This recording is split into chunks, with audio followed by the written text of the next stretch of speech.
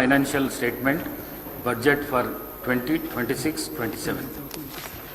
I request the Deputy Chief Minister to present the annual financial statement, budget for 2026-27. Deputy CM garu. Speaker sir,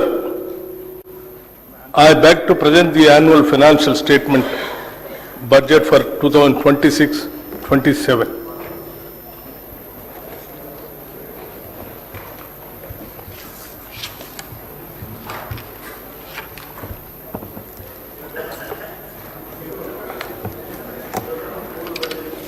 గౌరవ అధ్యక్ష,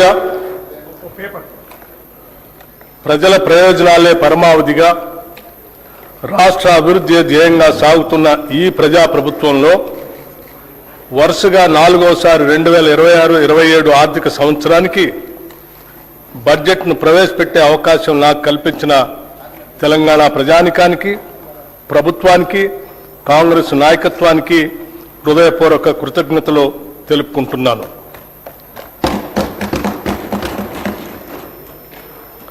ప్రతి పౌరుడికి సామాజిక, ఆర్థిక, రాజకీయ న్యాయం అందించడమే పరిపాలన లక్ష్యం. డాక్టర్ బిఆర్ అంబేద్కర్ గారు అన్నట్లుగా డాక్టర్ బాబాసాహెబ్ అంబేద్కర్ చెప్పిన అడుగుజాడల్లోనే నడుస్తూ మా పాలన సాగిస్తున్నాం. మేం పాలకులం కాదు, ప్రజలకు సేవకులం. ప్రజలు మాకు అప్పగించిన ఈ అధికారాన్ని ఒక బాధ్యతగా భావించి ప్రజా సంక్షేమం, అభివృద్ధి ధ్యేయంగా రాష్ట్రాన్ని ప్రగతి పథంలో తీసుకుపోతున్నాం. మనల్ని మనం తెలుసుకునే ఉత్తమ మార్గం ఏమిటంటే ఇతరులకు సేవ చేయటంలో మనం మర్చిపోవటం అని ఆనాడు మహాత్మా గాంధీ చెప్పిన విషయాలను గుర్తు చేసుకుంటూ ఈ 2 ఏళ్ల పాలనలో ప్రజలకు మేమిచ్చిన వాగ్దానాలను, వారు మాపై పెట్టుకున్న ఆశలను సంతృప్తికరమైన స్థాయిలో నెరవేరుస్తూ వస్తున్నాం. గత ప్రభుత్వం చేసిన ఆర్థిక మరియు వ్యవస్థల విధ్వంసాన్ని సరిచేస్తూ పాత అప్పులను, వాటి వడ్డీలను కట్టుకుంటూనే పాలనను గాడిలో పెట్టాం. ఆర్థిక క్రమశిక్షణను పాటిస్తూనే ప్రజలకిచ్చిన వాగ్దానాలను నెరవేర్చడానికి శక్తి వంచన లేకుండా కృషి చేస్తున్నాం. అభివృద్ధిలో తెలంగాణ రాష్ట్రాన్ని దేశంలోనే నెంబర్ 1 స్థానంలో నిలబెట్టాలన్నదే మా లక్ష్యం. అందుకోసమే అహర్నిశలు శ్రమిస్తున్నాం. ఈ 2 ఏళ్లలోనే రాష్ట్రానికి రికార్డు స్థాయిలో పెట్టుబడులు తీసుకురాగలిగాం. ధీరోదాత్తుడు ఎన్నడూ తనకు ఎదురైన అవరోధాలకు బెదరుడు. అవరోధాలనే అవకాశాలుగా మలుచుకొని ముందుకు సాగుతాడు. మేమెంచుకున్న లక్ష్యాల వైపు అడుగులేయటంలో ఎన్ని అడ్డంకులు ఎదురైనా లెక్క చేయక ముందుకు సాగుతున్నాం. ప్రజల నుండి పన్నుల రూపంలో వచ్చిన సొమ్మును తిరిగి వారి అభ్యున్నతి కోసమే వెచ్చిస్తున్నాం. ప్రతి పైసాకు మేము కాపలాదారులుగా ఉంటున్నాం. ఆదర్శవంతమైన పాలనలో రాష్ట్రాన్ని దేశానికే తలమానికంగా నిలబెడుతున్నాం. సుస్థిర రాజకీయ వ్యవస్థ, పటిష్టమైన ప్రణాళిక, దూరదృష్టి, ప్రజలకు మేలు చేయాలనే పట్టుదల మమ్మల్ని నడిపిస్తున్నాయి. ప్రపంచ పరిస్థితులు ఏ విధంగా ఉన్నా తెలంగాణ ప్రజానికం పట్ల, వారి అభ్యున్నత పట్ల అత్యున్నతమైన చిత్తశుద్ధితో ఈ బడ్జెట్ని రూపకల్పన చేశాం. అధ్యక్ష, బడ్జెట్ అంటే సంఖ్యల చుట్టూ తిరిగే అంకెలు కాదు, ప్రజల చుట్టూ తిరిగే సంఖ్యలు. బడ్జెట్ ప్రజల జీవన స్థితిగతుల మార్పుకు దోహదపడే లెక్కలు. తెలంగాణ ప్రజల ఆశలు, ఆశయాలను నిజం చేసే సంకల్ప పత్రమే ఈ బడ్జెట్. రాష్ట్ర సమగ్రాభివృద్ధికి అద్దం పట్టేలా దీన్ని రూపొందించాం. రాజ్యాంగ విలువలకు కట్టుబడి పారదర్శకతో పాలన సాగిస్తున్నాం. గొప్పల కోసం మేము అబద్ధాలు చెప్పం. ఈ ప్రభుత్వం వాస్తవాల పునాదుల మీద పనిచేస్తుంది. మభ్యపెట్టే మాయమాటలు చెప్పం. ప్రశ్నించిన వారిని దూషించడం మా నైజం కాదు. బాధ్యతతో ఎవరు ప్రశ్నించినా బాధ్యతతోనే వారికి సమాధానం చెప్తాం. అది ప్రజల పట్ల, ప్రజాస్వామ్యం పట్ల మాకున్న చిత్తశుద్ధి. అనేక సవాళ్లు మరియు ఆర్థిక ఒత్తిళ్లను ఎదుర్కొన్నప్పటికీ తెలంగాణ రాష్ట్రం బూడిదలోంచి ఫినిక్స్ పక్షి మళ్లీ లేచినట్లు అభివృద్ధి దిశగా వడివడిగా ముందుకు సాగుతుంది. ప్రజల సంకల్పం, ప్రభుత్వ దృఢ నిశ్చయంతో రాష్ట్ర ఆర్థిక వ్యవస్థకు పకడ్బందీగా పునాదులు వేస్తున్నాం. ఈ బడ్జెట్లో రైతు సంక్షేమం, మహిళల సాధికారిత, యువతకు ఉపాధి అవకాశాలు, నైపుణ్యాలతో కూడిన నాణ్యమైన విద్య, ఆరోగ్యం, విద్యార్థులకు పౌష్టికాహారం, మౌలిక వసతుల అభివృద్ధికి ప్రాధాన్యత ఇస్తూ తెలంగాణను సుస్థిరమైన అభివృద్ధి వైపుకు నడిపించేదిగా రూపొందించామని సగర్వంగా తెలియజేస్తున్నాం. తెలంగాణ అస్తిత్వానికి మరియు సంస్కృతికి, సాంప్రదాయాలకి, పండుగలకి మా ప్రభుత్వం పెద్దపీట వేసింది. తెలంగాణ రాష్ట్ర అవతరణ దినోత్సవ రోజున కవులు, కళాకారులు, ప్రముఖులను మా ప్రభుత్వం సత్కరించింది. అందశ్రీ రచించిన జయ జయ హే తెలంగాణ గీతాన్ని రాష్ట్ర గీతంగా ప్రకటించాం. తెలంగాణ తల్లి విగ్రహాన్ని రైతు, శ్రామిక, మహిళా రూపురేఖలతో స్థానిక సంప్రదాయాలు ఉట్టిపడేలా రూపొందించాం. తెలంగాణలో అతిపెద్ద గిరిజన జాతర అయిన మేడారం సమ్మక్క సారలమ్మ జాతరను అత్యంత వైభవంగా నిర్వహించాం. వనదేవతల గద్దెల ప్రాంగణాన్ని చారిత్రక కట్టడాల మాదిరిగా రాతితో నిర్మించాం. కోయ వంశీయుల చరిత్రను ఈ ప్రాంగణం గోడలపై చిహ్నాలుగా, బొమ్మలుగా ఆదివాసీ పద్ధతిలో చెక్కించాం. తెలుగు చలనచిత్రాలకు తెలంగాణ గదర్ ఫిలిం అవార్డ్స్ పేరుతో అవార్డులు అందజేస్తున్నాం. ఆక్స్ఫర్డ్, స్టాన్ఫోర్డ్ యూనివర్సిటీల తరహాలో మన యూనివర్సిటీల్లో కూడా విద్యా ప్రమాణాలు పెంచాలని ప్రభుత్వం సంకల్పించింది. ఉస్మానియా విశ్వవిద్యాలయం, జవహర్లాల్ నెహ్రూ సాంకేతిక విశ్వవిద్యాలయం, వీరనారి చాకలి ఐలమ్మ మహిళా విశ్వవిద్యాలయాలను అంతర్జాతీయ స్థాయి విద్యా సంస్థలుగా తీర్చిదిద్దేందుకు చర్యలు తీసుకుంటున్నాం. విద్యా, ఉద్యోగ అవకాశాలు మెరుగుపరచడం, పెట్టుబడులను ఆకర్షించడంపై మా ప్రభుత్వం ప్రత్యేక శ్రద్ధ కనపరిచింది.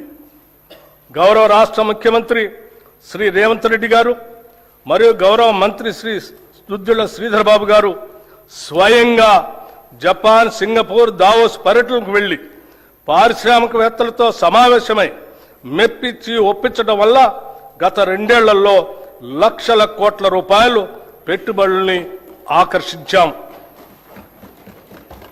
రాష్ట్ర ఆర్థిక స్థితి 2025-26 ఆర్థిక సంవత్సరంలో తెలంగాణ స్థూల రాష్ట్ర దేశీయోత్పత్తి ప్రస్తుత ధరల ప్రకారం 17,82,198 కోట్ల రూపాయలు. గత సంవత్సరంతో పోలిస్తే వృద్ధి రేటు 10.7% నమోదు అయింది. ఇదే సమయంలో దేశ జీడిపి 3,57,13,886 కోట్ల రూపాయలు కాగా వృద్ధి రేటు 8% ఉంది. తెలంగాణ వృద్ధి రేటు దేశ సగటు వృద్ధి రేటు కంటే 2.7% ఎక్కువగా ఉంది. అదేవిధంగా దేశ జీడిపిలో రాష్ట్ర జిఎస్డిపి 5% వాటా కలిగి దేశానికి ఒక బలమైన గ్రోత్ ఇంజన్గా తెలంగాణ నిలుస్తుంది. భారతదేశ వృద్ధి రేటు తగ్గుతూ మందగమనంలో ఉన్నప్పటికీ మన రాష్ట్ర వృద్ధి రేటులో మెరుగైన పెరుగుదల కనపడుతుంది. ప్రస్తుత ధరల ప్రకారం 2024-25 ఆర్థిక సంవత్సరంలో 9.8% ఉన్న దేశ జీడిపి వృద్ధి రేటు 2025-26 నాటికి 8% పడిపోయింది. కానీ సరిగ్గా ఇదే సమయంలో తెలంగాణ రాష్ట్ర స్థూల రాష్ట్ర దేశీయోత్పత్తి వృద్ధి రేటు 2024-25లో 10.6% నుంచి 2025-26 నాటికి 10.7% పెరిగింది. దీని ద్వారా మన ప్రభుత్వం ఆచరిస్తున్న విధానాలు సరైన దిశలో ఉన్నాయని, అవి అభివృద్ధికి తోడ్పడుతున్నాయని అనటానికి నిదర్శనం. తలసరి ఆదాయం రాష్ట్ర తలసరి ఆదాయం గణనీయంగా పెరిగింది.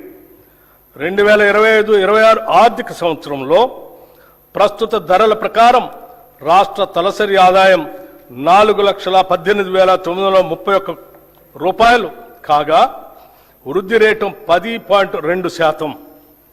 దేశ తలసరి ఆదాయం 2,19,575 రూపాయలు కాగా వృద్ధి రేటు కేవలం 6.9%.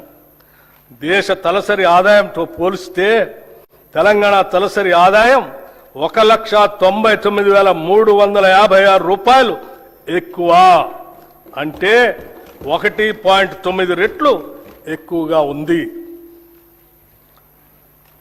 డాక్టర్ ఏపీజే అబ్దుల్ కలాం గారు అన్నట్టు dream dream dream dreams transform into thoughts and thoughts result in action.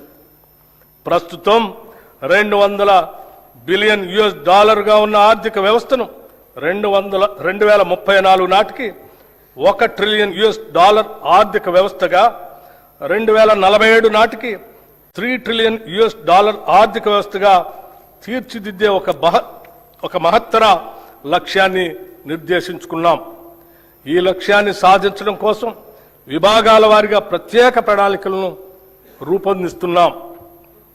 Central sponsor schemes గత ప్రభుత్వం 2014 నుంచి 2023 వరకు కేంద్ర ప్రాయోజిత పథకాలు సెంట్రల్ స్పాన్సర్ స్కీమ్స్ నిధులను సరైన రీతిలో వినియోగించలేదు.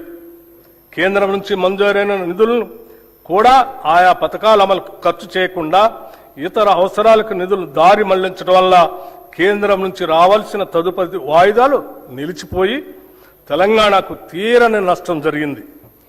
మా ప్రభుత్వం అధికారంలోకి రాగానే ఈ పరిస్థితి వెంటనే గుర్తించి 2014-15 నుండి 2023-24 ఆర్థిక సంవత్సరం వరకు కేంద్ర ప్రాయోజిత పథకాల కింద బకాయి పడ్డ నిధులన్నింటినీ సంబంధిత శాఖలకు సుమారు 3,000 కోట్ల రూపాయలను ఈ ఆర్థిక సంవత్సరంలో విడుదల చేయటం జరిగింది.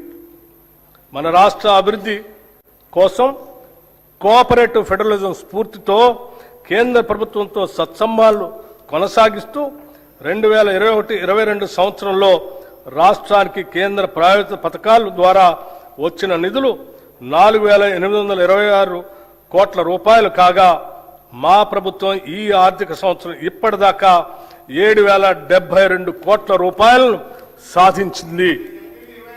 ఇదే వరవడిని కొనసాగిస్తూ మరిన్ని నిధులను సాధించడానికి రాష్ట్ర ప్రభుత్వం చిత్తశుద్ధితో ప్రయత్నిస్తుంది.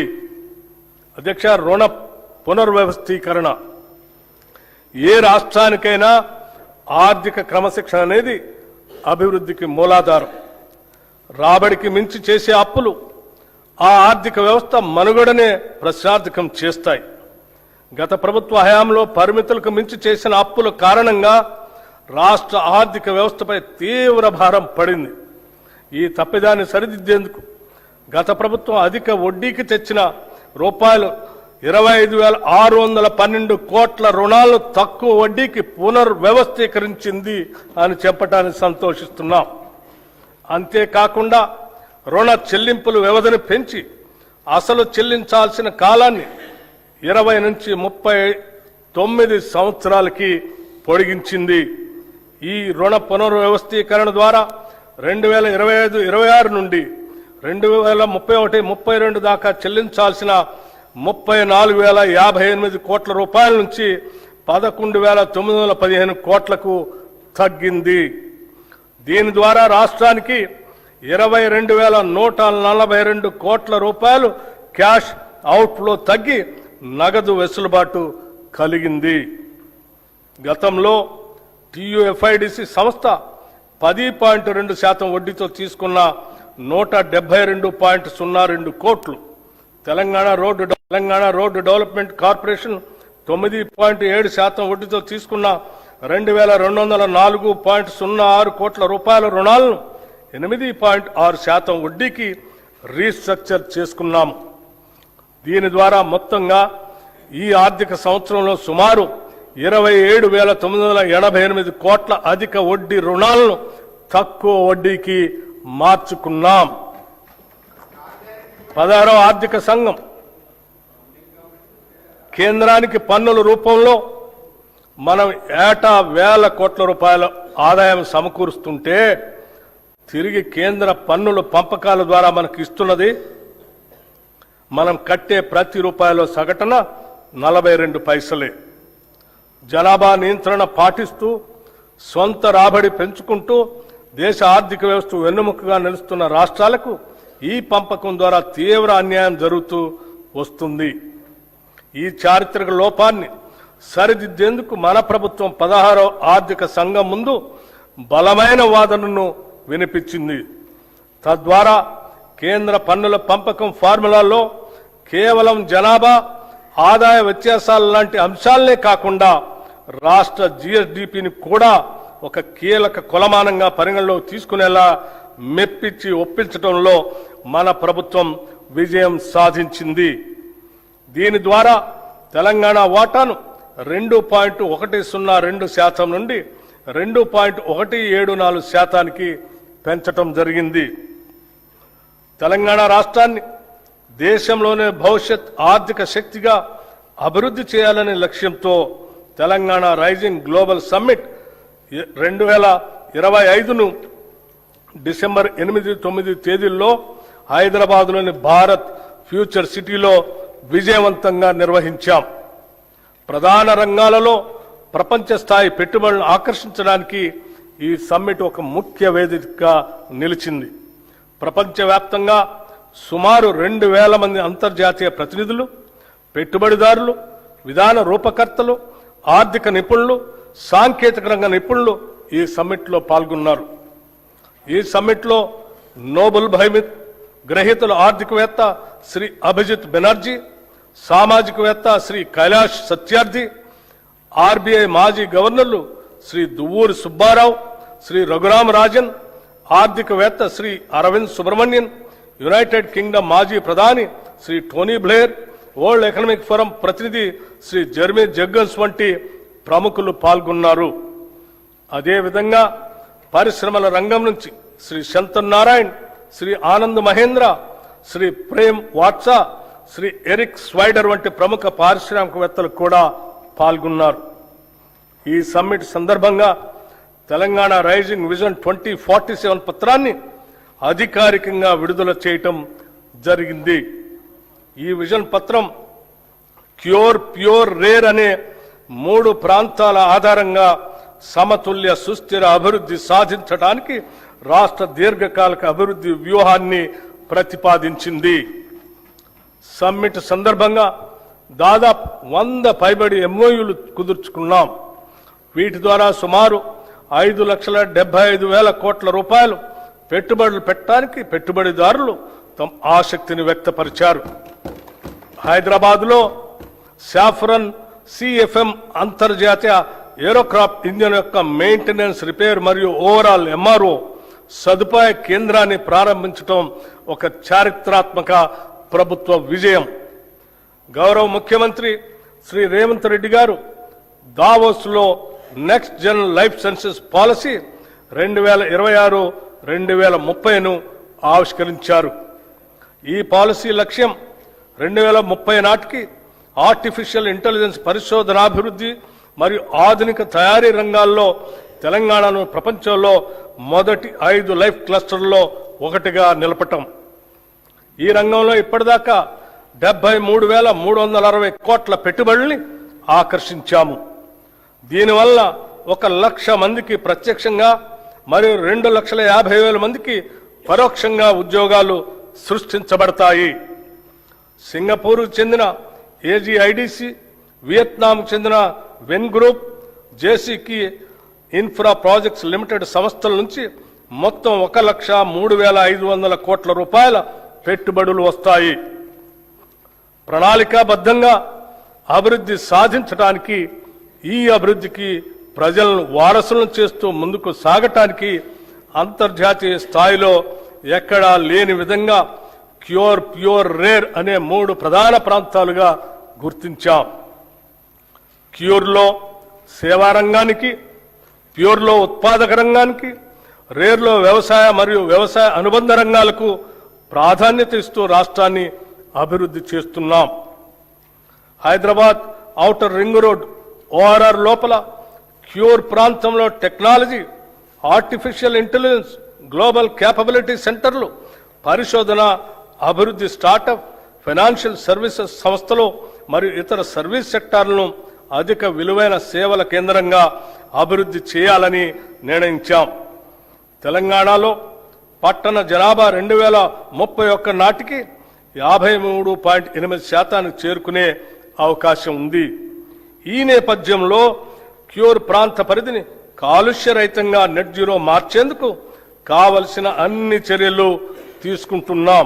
సందర్భంగా health policy, Hyderabad industrial lands transformation పాలసీని కింద కాలుష్య కారక పరిశ్రమలను ఓఆర్ఆర్ బయటికి తరలించేందుకు మరియు సింగిల్ యూజ్ ప్లాస్టిక్ వినియోగాన్ని నిషేధించేందుకు చర్యలు తీసుకుంటున్నాం. క్యూర్ పరిధిలో ప్రస్తుతం ఉన్న పెట్రోల్, డీజిల్ ఆటోలను రెట్రో ఫిట్టింగ్ ద్వారా ఎలక్ట్రిక్ వాహనాలుగా ప్రభుత్వ ఖర్చుతో మారుస్తాం. Peri urban region economy, outer ring road, regional ring road మధ్య ప్రాంతాన్ని మ్యానుఫ్యాక్చరింగ్ హబ్గా అభివృద్ధి చేయాలని లక్ష్యంగా పెట్టుకున్నాం. ఈ ప్రాంతంలో తయారీ పరిశ్రమలు, ఎంఎస్ఎంఈ క్లస్టర్లు, లాజిస్టిక్ హబ్లు, పారిశ్రామిక పార్కులు ఏర్పడేలా చర్యలు తీసుకుంటాం. దీని ద్వారా ముఖ్యంగా పెద్ద ఎత్తున ఉద్యోగాలు సృష్టించబడతాయి. ఈ ప్రాంతం తెలంగాణ ఆర్థిక వ్యవస్థకు తయారీ కేంద్రంగా, మ్యానుఫ్యాక్చరింగ్ ఇంజన్గా మారనుంది.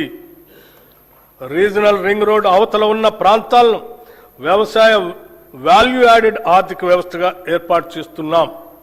ఇందులో ఆహార ప్రాసెసింగ్ పరిశ్రమలు, విలువ ఆధారిత వ్యవసాయం, పర్యావరణ పర్యాటక రంగం పై ప్రత్యేక దృష్టి సారిస్తున్నాం. దీని ద్వారా గ్రామీణ ప్రాంతాల ఆదాయం పెరిగి సమగ్ర ప్రాంతీయ అభివృద్ధి సాధ్యమవుతుంది.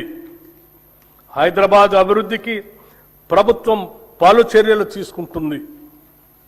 ఔటర్ రింగ్ రోడ్ అవతల లోపల ఉన్న 20 మున్సిపాలిటీలను, 7 కార్పొరేషన్లను విలీనం చేస్తూ జిహెచ్ఎంసీ ప్రాంతాన్ని పరిపాలనా సౌలభ్యం కోసం ప్రభుత్వం పునర్వ్యవస్థీకరించి నగరంలో సమ్మిళిత మరియు సమాన అభివృద్ధిని సాధించే దిశగా మన ప్రభుత్వం జిహెచ్ఎంసీని కొత్త డివిజన్లు మరియు బ్లాకులతో కూడిన గ్రేటర్ హైదరాబాద్, సైబరాబాద్ మరియు మల్కాజ్గిరి అనే 3 నగరపాలక సంస్థలుగా విభజించింది. అనేక పాలనాపరమైన సంస్కరణలతో పాటు ప్రణాళికాబద్ధమైన అభివృద్ధి కోసం సమర్థులైన అధికారుల్ని నియమించడం జరిగింది.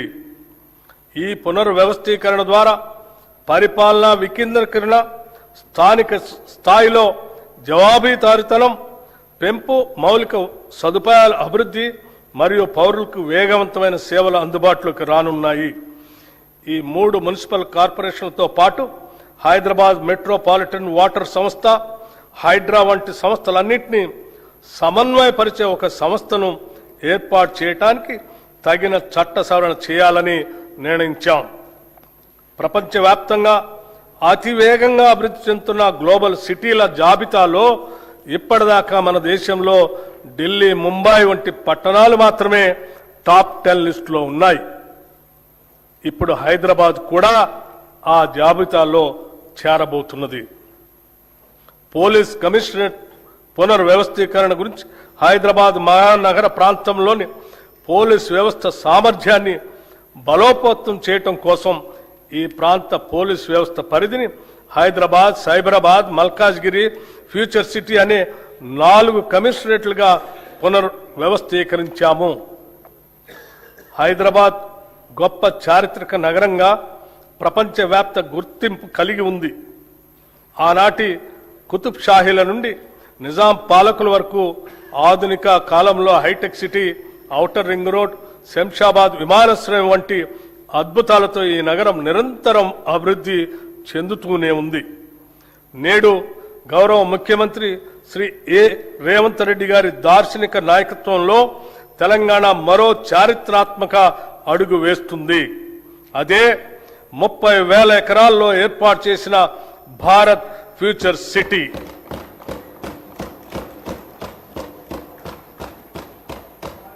రేడియల్ రోడ్ల నిర్మాణం, ఫ్యూచర్ సిటీని నేరుగా ఆంధ్రప్రదేశ్లోని మచిలీపట్నం పోర్టుకి అనుసంధానించే గ్రీన్ఫీల్డ్ జాతీయ రహదారి, భూగర్భ విద్యుత్ వ్యవస్థ, పర్యావరణ అనుకూల స్మార్ట్ గ్రిడ్లతో ఈ నగరం సుస్థిర అభివృద్ధికి నిదర్శనంగా నిలుస్తుంది. అంతర్జాతీయ ప్రమాణాలకు అనుగుణంగా నైపుణ్యం కలిగిన శ్రామిక శక్తిని తయారు చేయడం కోసం ఇక్కడ స్కిల్ యూనివర్సిటీని ఏర్పాటు చేశాం.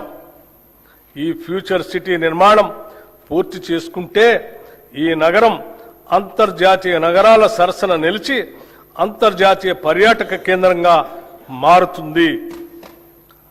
తెలంగాణ ఉద్యమ ఆకాంక్షలలో అత్యంత కీలకమైన ఉద్యోగ నియామకాల భర్తీకి ప్రజాప్రభుత్వం అత్యంత ప్రాధాన్యతనిచ్చింది. గత ప్రభుత్వం నిరుద్యోగుల జీవితాలతో చెలగాటమాడింది. టీజీపీఎస్సీ ద్వారా నిర్వహించే అత్యున్నతమైన గ్రూప్ 1, గ్రూప్ 2 పరీక్షలను సమర్థవంతంగా నిర్వహించలేక పరీక్షా పత్రాలు లీక్ కావడంతో రాజ్యాంగబద్ధ సంస్థ అయిన టీజీపీఎస్సీ నవ్వుల పాలైంది. గత ప్రభుత్వ నిర్లక్ష్యానికి ఎందరో నిరుద్యోగులు ప్రాణాలు కోల్పోయారు.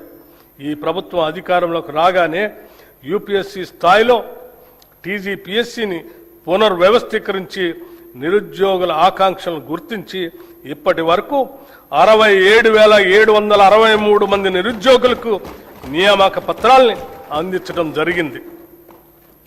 తెలంగాణ రాష్ట్రంలోని బడుగు బలహీన వర్గాలకు అండగా నిలిచేందుకు వీలుగా రాష్ట్రంలో సివిల్ సాధించే లక్ష్యంతో పోటీ పరీక్షలకు సన్నద్ధం అవుతున్న విద్యార్థులకు అండగా నిలిచేందుకు రాజీవ్ సివిల్స్ అభయహస్తం పథకాన్ని ప్రభుత్వం అమలు చేస్తుంది. ఈ పథకం ద్వారా ఈ సంవత్సరం ప్రభుత్వ రంగ సంస్థ అయిన సింగరేణి సంస్థ సిఎస్ఆర్ నిధుల ద్వారా సివిల్స్ మెయిన్ పరీక్షలకు హాజరైన 202 మంది అభ్యర్థులకు ₹1,00,000 చొప్పున ఆర్థిక సహాయం అందించింది. ఈ సహాయం అందుకున్న అభ్యర్థుల్లో 51 మంది ఇంటర్వ్యూలకు సెలెక్ట్ అయ్యారు. వారికి అదనంగా ₹1,00,000 ఆర్థిక సహాయాన్ని అందించాం.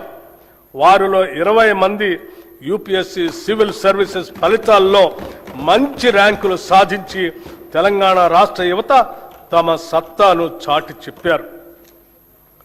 తెలంగాణ రాష్ట్రంలో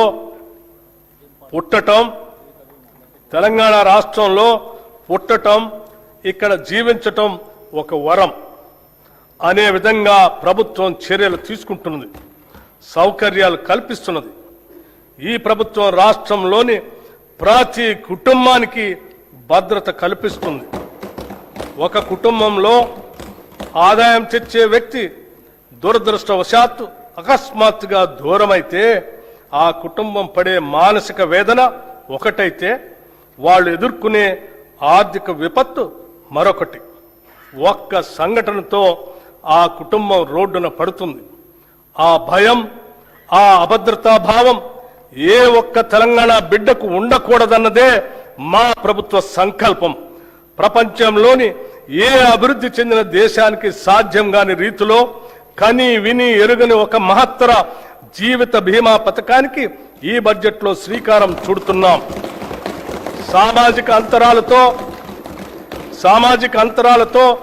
సంబంధం లేకుండా పేద మధ్యతరగతి ధనిక అనే తేడా చూడకుండా రాష్ట్రంలోని 1,15,00,000 కుటుంబాలకు ప్రతి కుటుంబానికి ₹5,00,000 జీవిత బీమా అందించే విధంగా జూన్ 2, 2026 నుండి ఇందిరమ్మ కుటుంబ జీవిత బీమా పథకంను నూతనంగా ప్రవేశపెడుతున్నాం.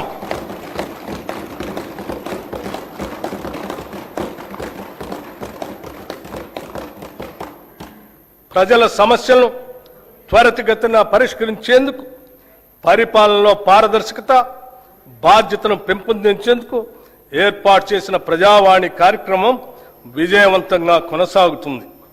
హైదరాబాద్లో ఉన్న మహాత్మా జ్యోతిబా పూలే ప్రజాభవన్లో ప్రజల వినతులను నేరుగా సమర్పించే అవకాశాన్ని కల్పించాం. ప్రభుత్వం అమలు చేస్తున్న సంక్షేమ పథకాలు, చేపడుతున్న అభివృద్ధి కార్యక్రమాలను ప్రజలకు మరింతగా చేరువ చేయాలనే సంకల్పంతో రాష్ట్రంలో ప్రజాపాలన ప్రగతి ప్రణాళిక పేరుతో 99 రోజుల కార్యక్రమాన్ని ప్రభుత్వం రూపొందించింది. ఈ కార్యక్రమం 2026 మార్చి 6 నుంచి జూన్ 12 వరకు సాగుతుంది. గ్రామ, మండల, నియోజకవర్గ, జిల్లా మరియు రాష్ట్ర స్థాయిల వరకు పరిశుభ్రత, ఫైళ్ల క్లియరెన్స్, ఆరోగ్యం, రోడ్డు సేఫ్టీ, సంక్షేమం, పిల్లల భద్రత, డ్రగ్స్ కు నో, రైతు సంక్షేమం, వ్యవసాయం, విద్య, యువత, క్రీడలు, మహిళలు, పర్యావరణం వంటి 10 అంశాలతో కూడిన ఈ కార్యక్రమాన్ని ప్రజాప్రతినిధులు, జిల్లా అధికారులు, స్వయం సహాయక సంఘాల మహిళలు మరియు పౌర సమాజ సంస్థల భాగస్వామ్యంతో అమలు చేస్తున్నాం.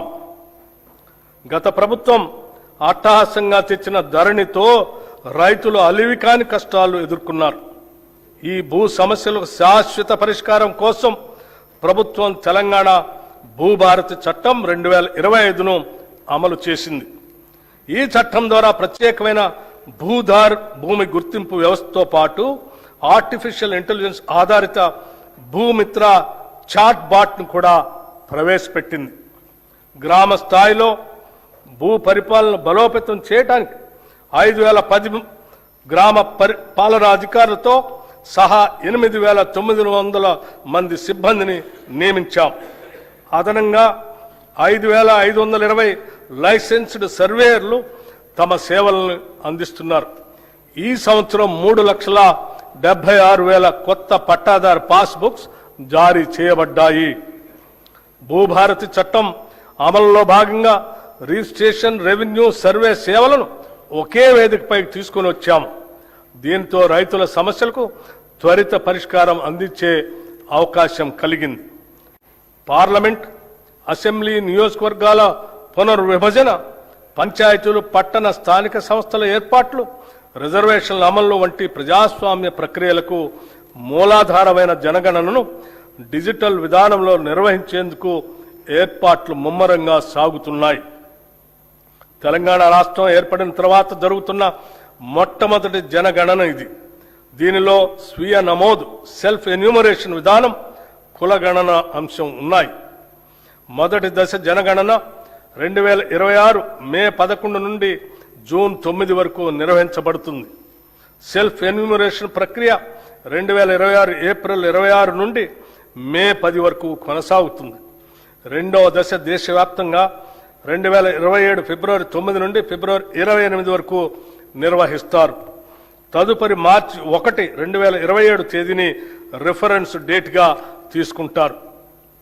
ప్రజల ఆకాంక్షలను దృష్టిలో ఉంచుకొని ఈ ప్రజా ప్రభుత్వం అభయహస్తం పేరుతో ప్రజాహిత పథకాలను అమలు పరుస్తుంది. కనీస సదుపాయాలు కూడా లేని వారికి ఉపయోగపడే విధంగా మహాలక్ష్మి, గృహజ్యోతి, ఇందిరమ్మ ఇళ్లు, మహిళా శక్తి మిషన్ వంటి పథకాలు పేదల జీవితాల్లో వెలుగులు నింపుతున్నాయి. మహాలక్ష్మి పథకం మేము అధికారంలోకి వచ్చిన వెంటనే అమలు పరిచిన మొదటి వాగ్దానం. ఉచిత బస్సు ప్రయాణం. ఈ పథకం ద్వారా ప్రతిరోజు రాష్ట్రంలోని 34,37,000 మంది ఆడబిడ్డలు ఉచితంగా ఆర్టీసీ బస్సులో ప్రయాణిస్తున్నారు. ఇప్పటి వరకు ఈ పథకం ద్వారా రాష్ట్రంలోని మహిళలు 269,68,00,000 ఉచిత ప్రయాణాలు చేసి దాదాపు 9,222 కోట్ల రూపాయల్ని ఆదా చేసుకున్నారు. 500కే గ్యాస్ సిలిండర్. వంట గ్యాస్ సిలిండర్ భారం నుంచి మహిళలను ఉపశమనం కల్పించేందుకు 500 రూపాయలకే గ్యాస్ సిలిండర్ను అందించే పథకాన్ని ప్రభుత్వం ప్రారంభించింది. ఈ పథకం కింద రాష్ట్రంలో 42,90,000 కుటుంబాలకి లబ్ధి చేకూరింది. ఈ పథకం ద్వారా సుమారు 752 కోట్ల రూపాయలు మహిళలకు ఆదా అయింది.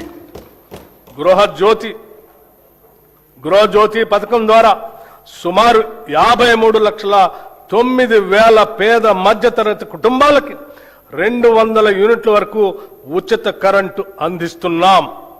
ఈ పథకం కింద ఇప్పటి వరకు 10,97,00,000 సున్నా బిల్లులు జారీ చేయబడ్డాయి. ఈ సబ్సిడీ కింద 3,954 లక్షల రూపాయలు విద్యుత్ సంస్థలకు ప్రభుత్వం చెల్లించింది. చేయూత పథకానికి అర్హులైన వారికి 2 లక్షల నూతన పెన్షన్లు ఇవ్వటానికి మంజూరు చేస్తున్నాము. చేయూత పథకానికి అర్హులైన వారికి 2 లక్షల నూతన పెన్షన్లు మంజూరు చేస్తున్నాము. రాష్ట్రంలోని ఐకేపీ సంఘాల్లోని 1 కోటి మంది మహిళలను కోటీశ్వరం చేయాలనేది మా ప్రభుత్వ సంకల్పం.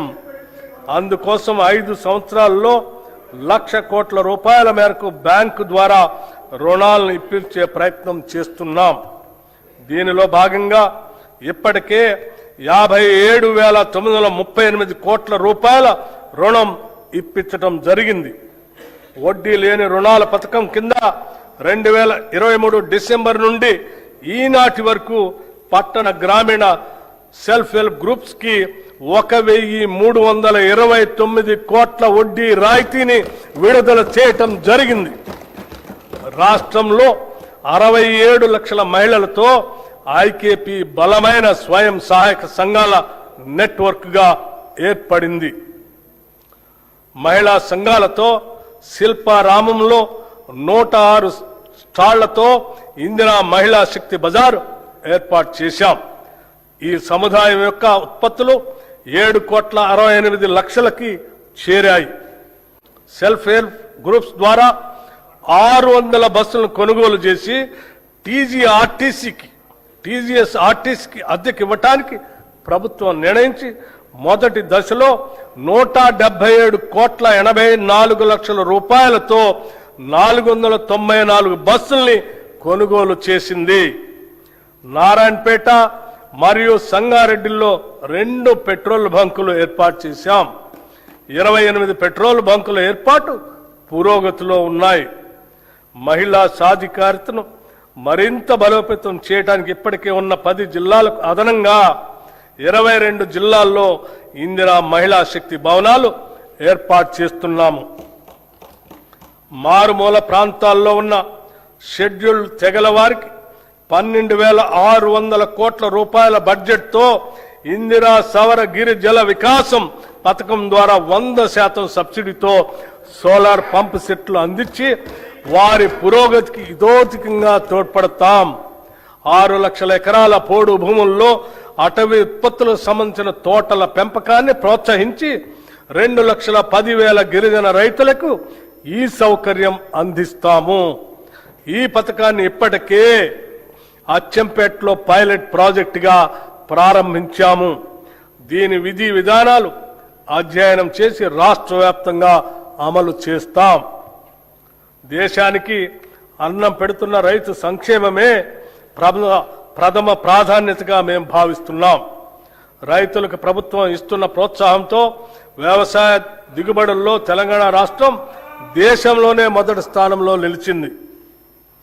రైతులకు పెట్టుబడి సహాయం కోసం రైతు భరోసా పథకం ద్వారా ప్రతి సీజన్ కు ఎకరాకి 6,000 చొప్పున 2 పంటలు కలిపి సంవత్సరానికి 12,000 రూపాయలు సహాయం అందిస్తున్నాం. రైతులకు మద్దతు ధరనివ్వటం కోసం వారికి ప్రోత్సాహకంగా సన్న వడ్లకు క్వింటాకు 500 రూపాయల చొప్పున అందజేస్తూ ప్రభుత్వం వారికి అండగా నిలుస్తుంది. దీని ద్వారా ప్రతి ఎకరానికి రైతుకు సగటున దాదాపు 25 క్వింటాళ్లు దిగుబడి వస్తుందని పరిగణిస్తే ఒక్క సీజన్కు ఎకరానికి రైతుకు సుమారు 12,500 రూపాయలు ఆదాయం వస్తుంది. దీని వలన రైతుకు సంవత్సరానికి 2 పంటలకు కలిపి 25,000 రూపాయలు అధిక ఆదాయం ఎకరానికి లభిస్తుంది. 2024-25 సంవత్సరంలో 284,16,000 మెట్రిక్ టన్నుల వరి 1,27,00,000 ఎకరాల్లో పండింది. ఫిలిప్పైన్స్ కు 22,750 మెట్రిక్ టన్నుల బియ్యం తెలంగాణ నుంచి ఎగుమతి చేయటం జరిగింది. దీని ద్వారా మన బియ్యానికి డిమాండ్ పెరిగి రైతాంగానికి మరింతగా మద్దతు ధర లభించింది. రాష్ట్రంలో ఉద్యాన పంటల విస్తీర్ణం సుమారు 13 లక్షల ఎకరాలుగా ఉంది. మామిడి, సీతాఫలం, మిరప, పసుపు, నారింజ వంటి పంటల అభివృద్ధికి మా ప్రభుత్వం ప్రాధాన్యత ఇస్తుంది. 79,287 మంది రైతులు 2,90,466 ఎకరాల్లో ఆయిల్ పామ్ పంటను సాగు చేస్తున్నారు. ఈ పంటను మరో 68,000 ఎకరాల్లో విస్తరించేందుకు ప్రణాళిక రూపొందించాం. మైక్రో ఇరిగేషన్ పద్ధతులను 2,34,000 ఎకరాల్లో అమలు చేయాలని నిర్ణయించాం. ఈ బడ్జెట్లో వ్యవసాయం, రైతు సంక్షేమానికి 23,179 కోట్ల రూపాయలు ప్రతిపాదిస్తున్నాం. రాష్ట్రంలోని 3,38,00,000 లబ్ధిదారులకి పబ్లిక్ డిస్ట్రిబ్యూషన్ సిస్టమ్ కింద అన్ని రేషన్ షాపుల ద్వారా 6 కిలోల సన్న బియ్యం అందించబడుతుంది. దీని ద్వారా ఆహార భద్రత కల్పించడంతో పాటు ప్రజలకు నాణ్యమైన పౌష్టికాహారాన్ని ప్రభుత్వం అందించగలుగుతుంది. గత ప్రభుత్వం 10 ఏళ్లు రేషన్ కార్డులు ఇవ్వకపోవడంతో ఎందరో పేద ప్రజలు సంక్షేమ కార్యక్రమాలకి దూరమయ్యారు. ప్రజాప్రభుత్వం ఏర్పడిన తర్వాత అర్హులైన పేద కుటుంబాలకి 15,12,000 కొత్త రేషన్ కార్డుల్ని జారీ చేశాం. పాత కార్డులో మరో 19,44,000 మంది కొత్త సభ్యుల్ని చేర్చాం. రాష్ట్రంలో ప్రస్తుతం 1,05,07,879 రేషన్ కార్డులు ఉన్నాయి. ఈ బడ్జెట్లో పౌర సరఫరాల శాఖకు 7,366 కోట్ల రూపాయలు ప్రతిపాదిస్తున్నాం. పశు సంవర్ధక మత్స్య రంగాలు 2024-25 సంవత్సరంలో 1,935 కోట్ల 27 లక్షల గుడ్ల ఉత్పత్తితో తెలంగాణ రాష్ట్రం దేశంలో 3వ స్థానాన్ని చేరుకుంది. 11,58,000 టన్నుల మాంసం ఉత్పత్తి చేసి దేశంలో 5వ స్థానానికి చేరుకున్నాం. 2025-26 ఆర్థిక సంవత్సరానికి గాను రాష్ట్ర జీఎస్డీపీకి పశు సంవర్ధక రంగం 1,03,525 కోట్ల రూపాయలు అందించగా మత్స్య రంగం 7,763 కోట్ల రూపాయలు అందించింది. కోహెడలో 47 కోట్ల రూపాయలతో హోల్సేల్ చేపల మార్కెట్ ని నిర్మిస్తున్నాము. ఈ బడ్జెట్లో పశు సంవర్ధక మత్స్య శాఖకు 1,529 కోట్ల రూపాయల్ని ప్రతిపాదిస్తున్నాము. విద్యుత్ అభివృద్ధి, విశ్వసనీయత, భవిష్యత్తు దిశగా తెలంగాణ మన ప్రజాప్రభుత్వం విద్యుత్ రంగాన్ని కేవలం సరఫరా వ్యవస్థగా కాకుండా సామాజిక న్యాయం, ఆర్థిక వృద్ధి మరియు భవిష్యత్ తెలంగాణకు పునాదిగా భావిస్తుంది. విద్యుత్ అనేది కేవలం సేవ కాదు, అది సమాజం ఎలా పనిచేస్తుందో చెప్పే అర్థం. ఈరోజు తెలంగాణలో విద్యుత్ రంగం దేశంలోనే అత్యుత్తమంగా నిలవటానికి కారణం నిరంతర సరఫరా మాత్రమే కాదు, నాణ్యత, విశ్వసనీయత మరియు ప్రజా కేంద్రిత పాలన. ప్రస్తుతం మన రాష్ట్రంలో 23,187 మెగావాట్ల స్థాపిత సామర్థ్యం ఉంది. అందులో గణనీయమైన భాగం పునరుత్పాదక శక్తి వనరుల నుంచే వస్తుంది. మార్చి 13, 2026 తెలంగాణ విద్యుత్ రంగానికి చారిత్రాత్మక రోజు. ఆ రోజు 18,228 మెగావాట్ల గరిష్ట డిమాండ్ను సమర్థవంతంగా నెరవేర్చడమే కాకుండా 341.08 మిలియన్ యూనిట్ల విద్యుత్ సరఫరా చేసి రాష్ట్ర చరిత్రలోనే అత్యధిక వినియోగాన్ని నమోదు చేశాం. అంతేకాదు, ప్రతి వ్యక్తికి విద్యుత్ వినియోగం 2,508 యూనిట్లు ఉండగా ఇది దేశ సగటు కంటే చాలా ఎక్కువ. ఇది తెలంగాణ అభివృద్ధి వేగాన్ని స్పష్టంగా చూపించే సూచిక. ఒకప్పుడు విద్యుత్ కొరత గురించి మాట్లాడుకునే తెలంగాణ ఈరోజు విద్యుత్ భవిష్యత్తును రూపొందించే తెలంగాణగా మారింది. మన ప్రభుత్వం విద్యుత్ సేవలను ప్రజలకు మరింత చేరువ చేయడంలో ఒక కొత్త విధానాన్ని తీసుకొచ్చింది. అధికారులు కార్యాలయాల్లో కాకుండా ప్రజల మధ్యకు వెళ్లే విధంగా ప్రజాబాట పొలం బాట అనే కార్యక్రమాన్ని అమలు చేస్తున్నాం. సమస్యలు ఫైళ్లలో కాదు, ప్రజల దగ్గరే పరిష్కారం అవుతున్నాయి. 214 ఎలక్ట్రిక్ అంబులెన్సులు మరియు 24 గంటల 1912 కాల్ సెంటర్ ద్వారా తక్షణ స్పందన అందిస్తున్నాం. పాలనాపరంగా ఉండే వ్యవస్థ కాదు, సమస్య దగ్గరకు వెళ్లే వ్యవస్థ ఇది. సాంకేతిక రంగంలో కూడా కీలక మార్పులు తీసుకువస్తున్నాం. రియల్ టైం ఫీడర్ మానిటరింగ్ వంటి ఆధునిక వ్యవస్థలు అమలు చేస్తూ సరఫరా నాణ్యతను నిరంతరం పరీక్షించే స్థాయికి తీసుకొచ్చాం. ఇటీవల ఎస్ఎల్సి ఛార్జీల సవరణ ద్వారా కొత్త విద్యుత్ కనెక్షన్లు కాంటాక్ట్ లెస్ విధానంలో అందించే వ్యవస్థను ప్రవేశపెట్టాం. అభివృద్ధి చెందిన దేశాల తరహాలో పారదర్శకతను పెంచుతూ అవినీతి అవకాశాలను తగ్గించే దిశగా ఇది ఒక కీలక అడుగు. విద్యుత్ మౌలిక సదుపాయాల విస్తరణలో తెలంగాణ ఒక కొత్త ప్రమాణాన్ని నెలకొల్పుతుంది. ట్రాన్స్ఫార్మర్లు, సబ్స్టేషన్లు, నెట్వర్క్ సామర్థ్యం ప్రతి స్థాయిలో బలోపేతం అవుతున్నాయి. మౌలిక సదుపాయాలు కనిపించవు, కానీ అవే అభివృద్ధి కనిపించేలా చేస్తాయి. ఈ దశలో యాదాద్రి థర్మల్ పవర్ స్టేషన్లో 3x800 మెగావాట్ల యూనిట్ ని ప్రారంభించి మరొక యూనిట్ ని గ్రిడ్ కి అనుసంధానం చేశాం. ఇది తెలంగాణ భవిష్యత్ విద్యుత్ భద్రతకు బలమైన పునాది. పునరుత్పాదక శక్తి రంగంలో తెలంగాణ ముందంజలో ఉంది. ప్రకృతితో కలిసి ముందుకు సాగటం మన లక్ష్యం.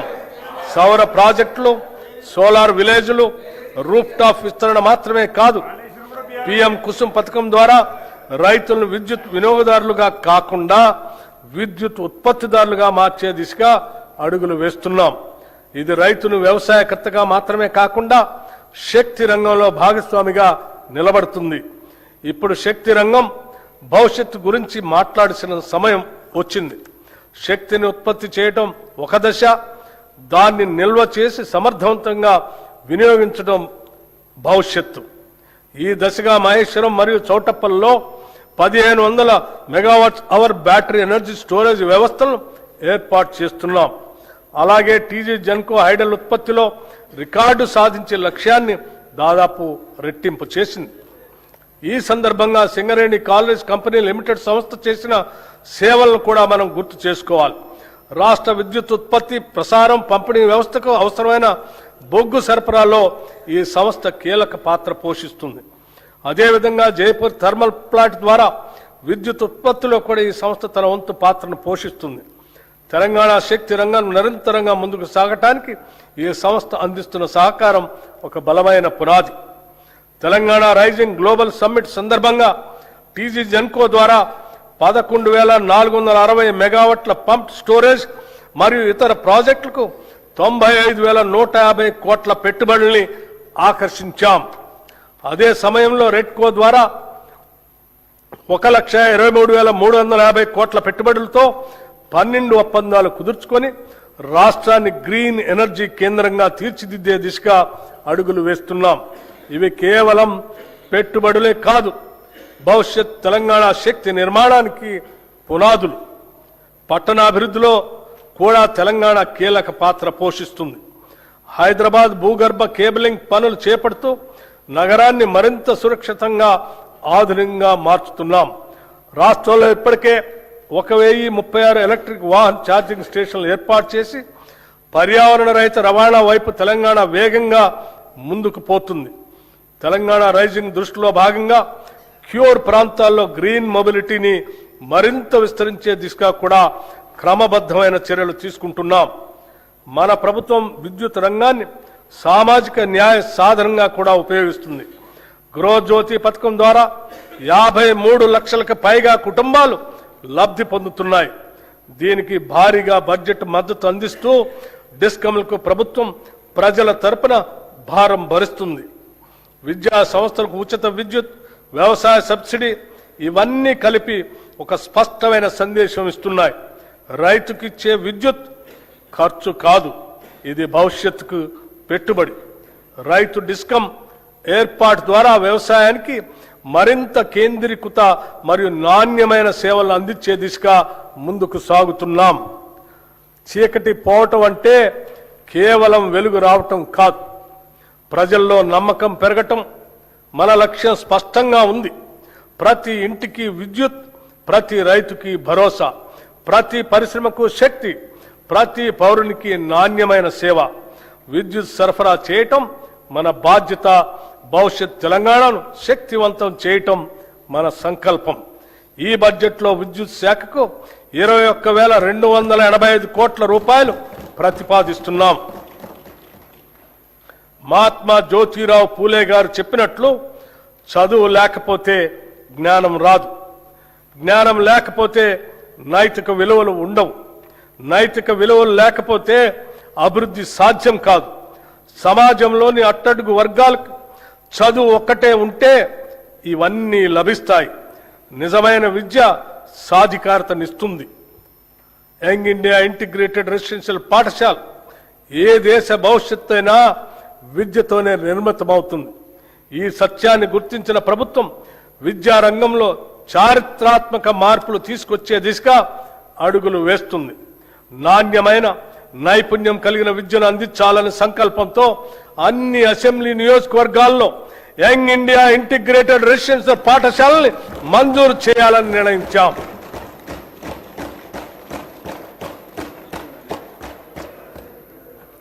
తెలంగాణ సమాజం ఒక ఉమ్మడి వసుదైక కుటుంబంగా SC, ST, BC, minority, OC విద్యార్థులు ఒకే చోట చదువుకునేందుకు వీలుగా అధునాతన వసతులతో 105 యంగ్ ఇండియా ఇంటిగ్రేటెడ్ రెసిడెన్షియల్ పాఠశాలలు నిర్మిస్తున్నాం. ఇప్పటికే 79 స్కూళ్లు మంజూరు చేశాం. 40 చోట్ల నిర్మాణ పనులు వివిధ దశల్లో ప్రారంభమయ్యాయి. ప్రాథమిక విద్యను బలోపేతం చేయడానికి 33 జిల్లాల్లో 1,362 ప్రీ ప్రైమరీ విభాగాలను పైలట్ ప్రాజెక్టుగా ప్రారంభించాం. రాబోయే విద్యా సంవత్సరంలో ఈ కార్యక్రమాన్ని 2,000 నుండి 2,500 ప్రభుత్వ పాఠశాలలకు విస్తరించేందుకు ప్రణాళిక సిద్ధం చేస్తున్నాం. బాలికల విద్యను ప్రోత్సహించేందుకు 2025-26 విద్యా సంవత్సరంలో 93 కస్తూర్బా గాంధీ బాలిక విద్యాలయాలను young India institutes of excellence గా ప్రకటించి 120 కేజీబీవీఎల్ ఇంటర్మీడియట్ స్థాయికి పెంచాం.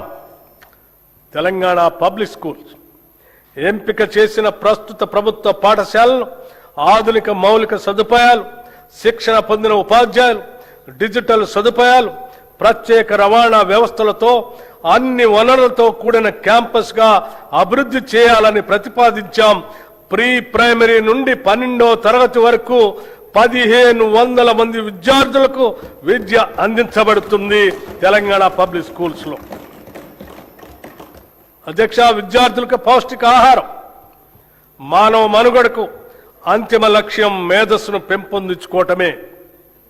ఈ కార్యక్రమాల ద్వారా తెలంగాణ ప్రభుత్వం ప్రతి బిడ్డ, ప్రతి బాలిక, ప్రతి విద్యార్థి కలలకు జీవం పోస్తుంది. తెలంగాణ విద్యార్థులు ఎదిగితే తెలంగాణ రాష్ట్రమే దేదీప్యమానంగా ఎదుగుతుంది. ఈ ఉద్దేశాన్ని సాధించడం కోసం మా ప్రభుత్వం విద్యార్థుల పోషణ, విద్యా ఫలితాలను మెరుగుపరచడానికి వీలుగా 2 నూతన పథకాలు ఈ బడ్జెట్లో ప్రవేశపెడుతున్నాం. విద్యార్థులకి బ్రేక్ఫాస్ట్ పథకం 2026-27 విద్యా సంవత్సరం నుంచి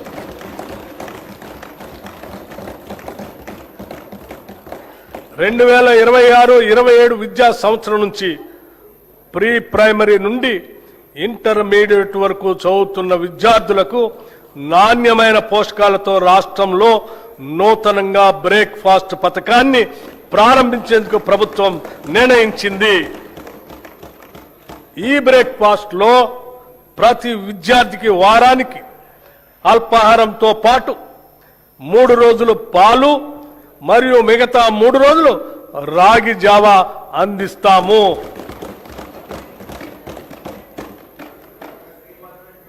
This landmark initiative will improve nutrition and health outcomes, increase attendance and punctuality, reduce dropouts and absenteeism. It will ease the burden on working parents. In simple words, no child in Telangana should begin a school day on an empty stomach. This is a watershed reform for student welfare. This breakfast initiative will not only nourish bodies, it will nourish the future of Telangana. Intermediate విద్యార్థులకు మధ్యాహ్న భోజన పథకం ఈ రోజు నేను ప్రకటించబోయే మరో అత్యంత ముఖ్యమైన సంస్కరణ. ప్రభుత్వ జూనియర్ కళాశాలల్లో ఇంటర్మీడియట్ అభ్యసిస్తున్న మన విద్యార్థులకు కూడా ఇకపై నూతనంగా మధ్యాహ్న భోజన పథకాన్ని విస్తరిస్తున్నాం. విద్యార్థుల సంక్షేమం కోసం మనం తీసుకుంటున్న చర్యల్లో ఇది ఒక సరికొత్త అధ్యాయానికి నాంది. కౌమార దశ అనేది ఎంతో కీలకమైన దశ. ఈ వయసులో తీసుకునే పోషకాహారమే వారు నేర్చుకునే సామర్థ్యాన్ని మరియు దీర్ఘకాల ఆయుష్ను నిర్ణయిస్తుంది. అధ్యక్ష, ఈ రెండు పథకాలు ఈ రాష్ట్రంలో అద్భుతమైనటువంటి మానవీయ కోణంతో తీసుకున్నటువంటి గొప్ప నిర్ణయాలను చెప్పడానికి ఎటువంటి సందేహం లేదు. మా ప్రభుత్వం విద్యార్థులు మరియు వారి సాధికారిత పట్ల అత్యంత సిద్ధతతో ఉంది. దివ్యాంగ విద్యార్థుల శారీరక వైకల్యం వారి విద్యాభ్యాసానికి మరియు ప్రగతికి ఏమాత్రం అడ్డంకి కాకూడదనే ఉద్దేశంతో అటువంటి వారికి తగిన తోడ్పాటు అందించే లక్ష్యంతో ఇంటర్మీడియట్ విద్య చదువుతున్న దివ్యాంగ విద్యార్థులకి రెట్రో ఫిట్టెడ్ మోటరైజ్డ్ వాహనాల్ని పంపిణీ చేయాలని నిర్ణయించాం.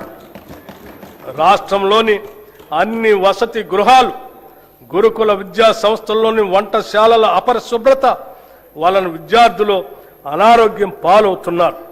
దీనిని దృష్టిలో ఉంచుకొని ఆ వంటశాలల నిర్వహణలో వస్తున్న ఇబ్బందులను అధిగమించడానికి ఈ బడ్జెట్లో ఆధునీకరించడానికి మా ప్రభుత్వం నిశ్చయించింది. అన్ని వసతి గృహాలు, గురుకుల విద్యా సంస్థల వంటశాలల ఆధునీకరణకు కోట్ల రూపాయల ప్రతిపాదన 100 కోట్ల రూపాయలని ప్రతిపాదించాం.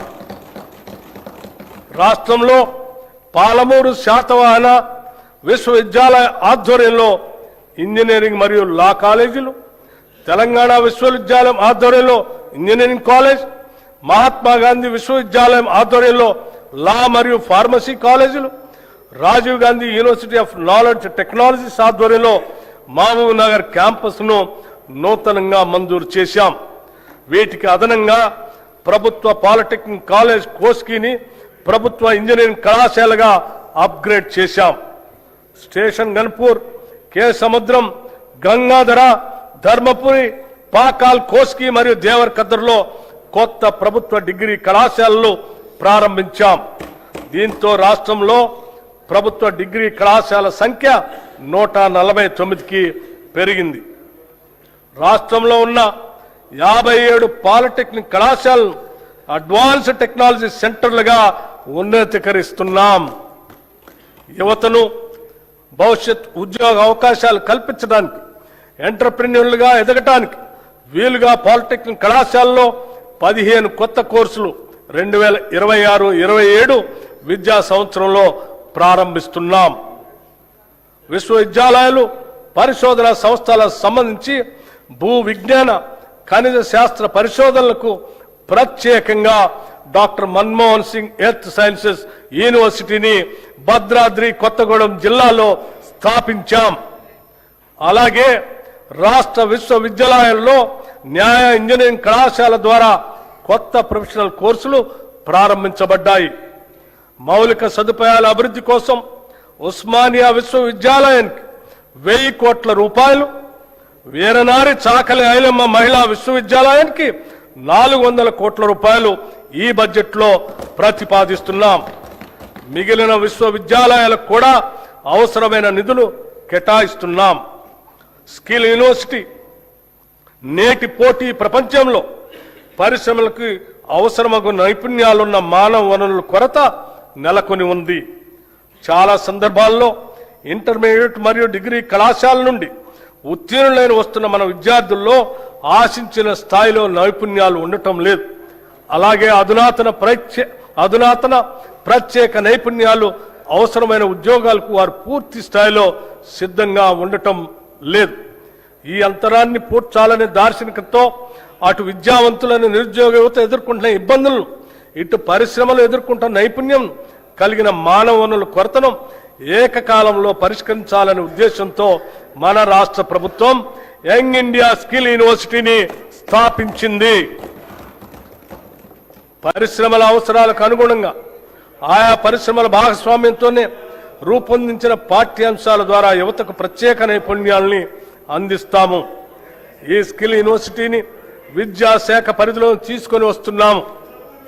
రాష్ట్రంలోని 65 ప్రభుత్వ ఐటీఐలను ఆధునిక పరిశ్రమ అవసరాలు తగినట్లుగా తీర్చిదిద్దేందుకు అడ్వాన్స్డ్ టెక్నాలజీ సెంటర్లుగా ప్రభుత్వం ఉన్నతీకరించింది. దీనికి అదనంగా 53 అడ్వాన్స్ టెక్నాలజీ సెంటర్ ఏటీసీలను మంజూరు చేసింది. వీటి నిర్వహణ పనులు పురోగతిలో ఉన్నాయి. దీంతో మొత్తం 118 అడ్వాన్స్డ్ టెక్నాలజీ సెంటర్లు అందుబాటులోకి వస్తున్నాయి. అడ్వాన్స్ టెక్నాలజీ సెంటర్లో శిక్షణ పొందుతున్న ట్రైనీలకి ప్రతి నెల 2,000 రూపాయలు స్కాలర్షిప్ రూపంలో ఇవ్వాలని ప్రభుత్వం నిర్ణయించింది.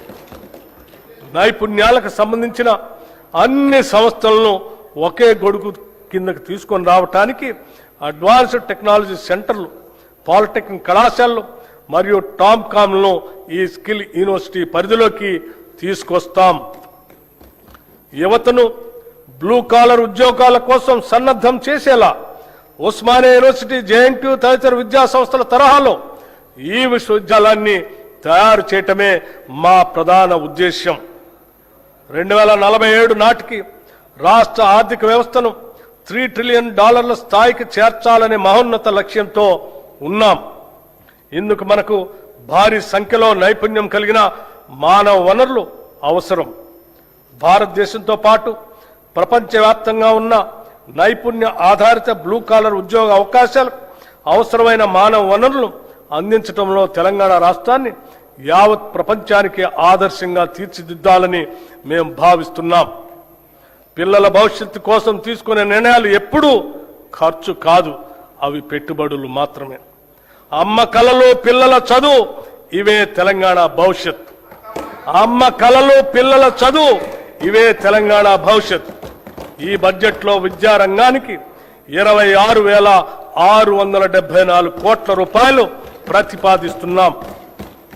రాష్ట్రంలోని పేద ప్రజలందరికీ నాణ్యమైన వైద్య సేవలు అందించడమే లక్ష్యంగా మా ప్రభుత్వం ప్రజా ఆరోగ్య వ్యవస్థను బలోపేతం చేస్తుంది. తెలంగాణ రైజింగ్ విజన్ 2047 లక్ష్యాల మేరకు రాష్ట్ర ప్రభుత్వం మాతా శిశు సంక్షేమ ఆరోగ్యం, యువత ఆరోగ్యం, దీర్ఘకాలిక వ్యాధుల నియంత్రణ, అలాగే మానసిక ఆరోగ్య సంరక్షణపై ప్రత్యేక ప్రాధాన్యం ఇస్తుంది. ప్రభుత్వ ఆసుపత్రులను బలోపేతం చేయడానికి జిల్లా కేంద్రాల్లో డే కేర్ క్యాన్సర్ సెంటర్లు, నాన్ కమ్యూనికబుల్ వ్యాధుల క్లినిక్స్, వృద్ధుల ప్రత్యేక క్లినిక్స్, పాలియేటివ్ కేర్ సెంటర్లు, ట్రాన్స్జెండర్ల కోసం మైత్రి క్లినిక్స్ ఏర్పాటు చేయబడ్డాయి. ఇంతకాలం గ్రాంటిన్ ఎయిడ్ సంస్థగా ఉన్న 12,720 బెడ్స్ సామర్థ్యం కల తెలంగాణ వైద్య విధాన పరిషత్తును పూర్తి స్థాయి ప్రభుత్వ సెకండరీ హెల్త్ కేర్ విభాగంగా చేస్తున్నాం. దేశంలో ఎక్కడా లేని విధంగా కేవలం అభివృద్ధి చెందిన దేశాలు మాత్రమే లభించే ప్రజల హెల్త్ ప్రొఫైల్ని రాష్ట్రంలోని ప్రజలందరికీ అమలు పరుస్తున్నాం.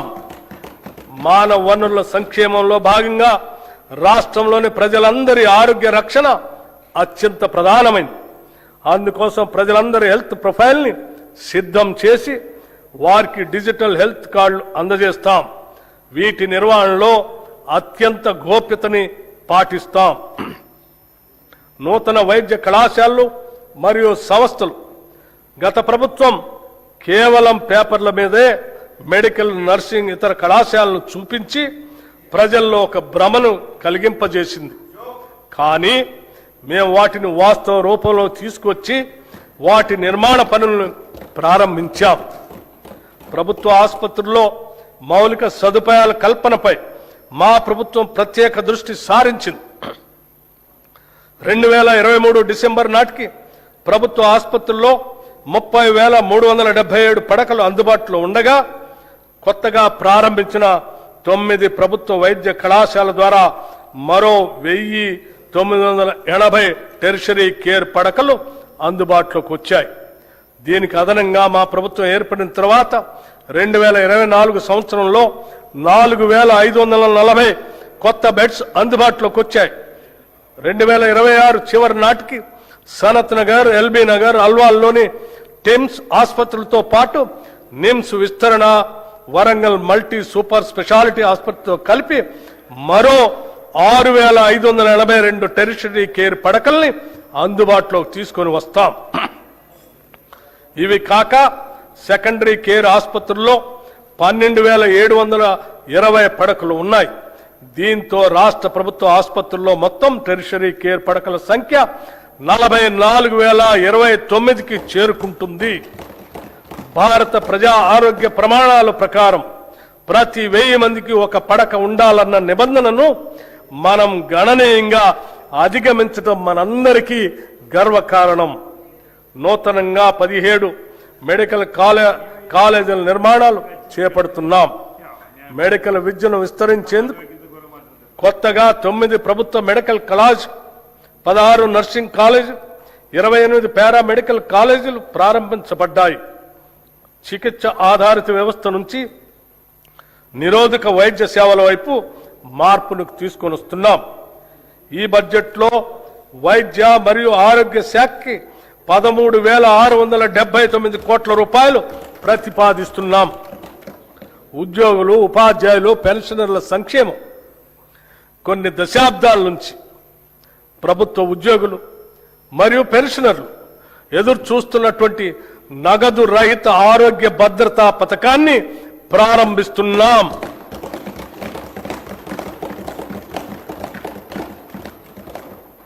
ఈ పథకం ఉద్యోగస్తులు, పెన్షనర్లు, వారిపై ఆధారపడిన కుటుంబ సభ్యులు అందరికీ వర్తిస్తుంది.